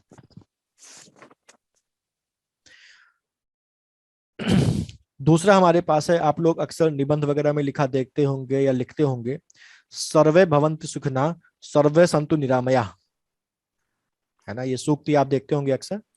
सर्वे भवन्तु सुखिनः सर्वे सन्तु निरामया, ये भी आपकी बृहदारण्यक उपनिषद से ही ली गई है। बृहदारण्यक उपनिषद, बृहदारण्यक उपनिषद से ही ली गई है। सर्वे भवन्तु सुखिनः सर्वे सन्तु निरामया, सभी सुखी रहें और सभी निरामया यानी रोग रहें।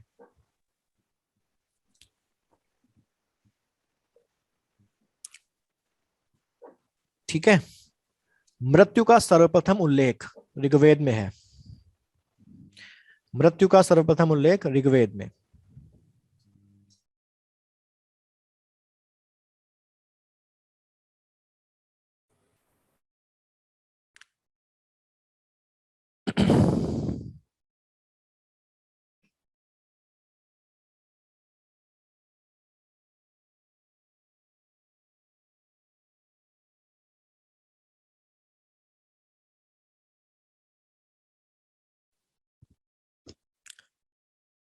और तो ये लिख लिया आपने ऋग्वेद वाला, मृत्यु का सर्वप्रथम उल्लेख। जी सर। ऋग्वेद के ही ऋग्वेद में ही यम यमी संवाद है, यम और यमी का संवाद। और ऋग्वेद में ही पुत्रवा उर्वशी संवाद है। एक बार रिपीट कर दीजिए, हट गया था ये मृत्यु के सर्वप्रथम उल्लेख ऋग्वेद में, उसके बाद सर। उसके बाद यम यमी संवाद, यम यमी संवाद, यम यमी संवाद। ऋग्वेद में ही है पुररवा और उर्वशी का संवाद। पुररवा और उर्वशी का संवाद भी आपका ऋग्वेद में ही है। दुष्यंत और भरत की कहानी आपकी आती है शतपथ ब्राह्मण में। और बस एक और लिख लीजिए बस, बोले दुष्यंत और भरत की कथा। जी। दुष्यंत और भरत की कथा आपकी शतपथ ब्राह्मण में आती है। जी सर। पुनर्जन्म की अवधारणा का सबसे पहली बार अगर कहीं पर उल्लेख हुआ है तो वो भी आपका शतपथ ब्राह्मण ही है। यानी कि शतपथ ब्राह्मण में ही पुनर्जन्म की अवधारणा का सर्वप्रथम उल्लेख है। पुनर्जन्म की और भी जगह मिलती है, छंदोग्य उपनिषद में मिलती है, ठीक है, बृहदारण्यक में भी मिलती है, लेकिन सबसे पहले जो उल्लेख है वो आपका शतपथ ब्राह्मण में है। जी। ठीक है, तो इतना रखते हैं। ठीक है, क्लियर हो गया? कोई डाउट तो नहीं? नहीं सर। नहीं सर। एक तरीके से आपका ये आर्यन या वैदिक सिविलाइजेशन खत्म हो जाता है। और आप जो शीट्स हैं उनको ठीक से एक बार देख लीजिएगा, और मैं कल आपको इसका एनसीईआरटी अंडरलाइन करके भेज दूंगा।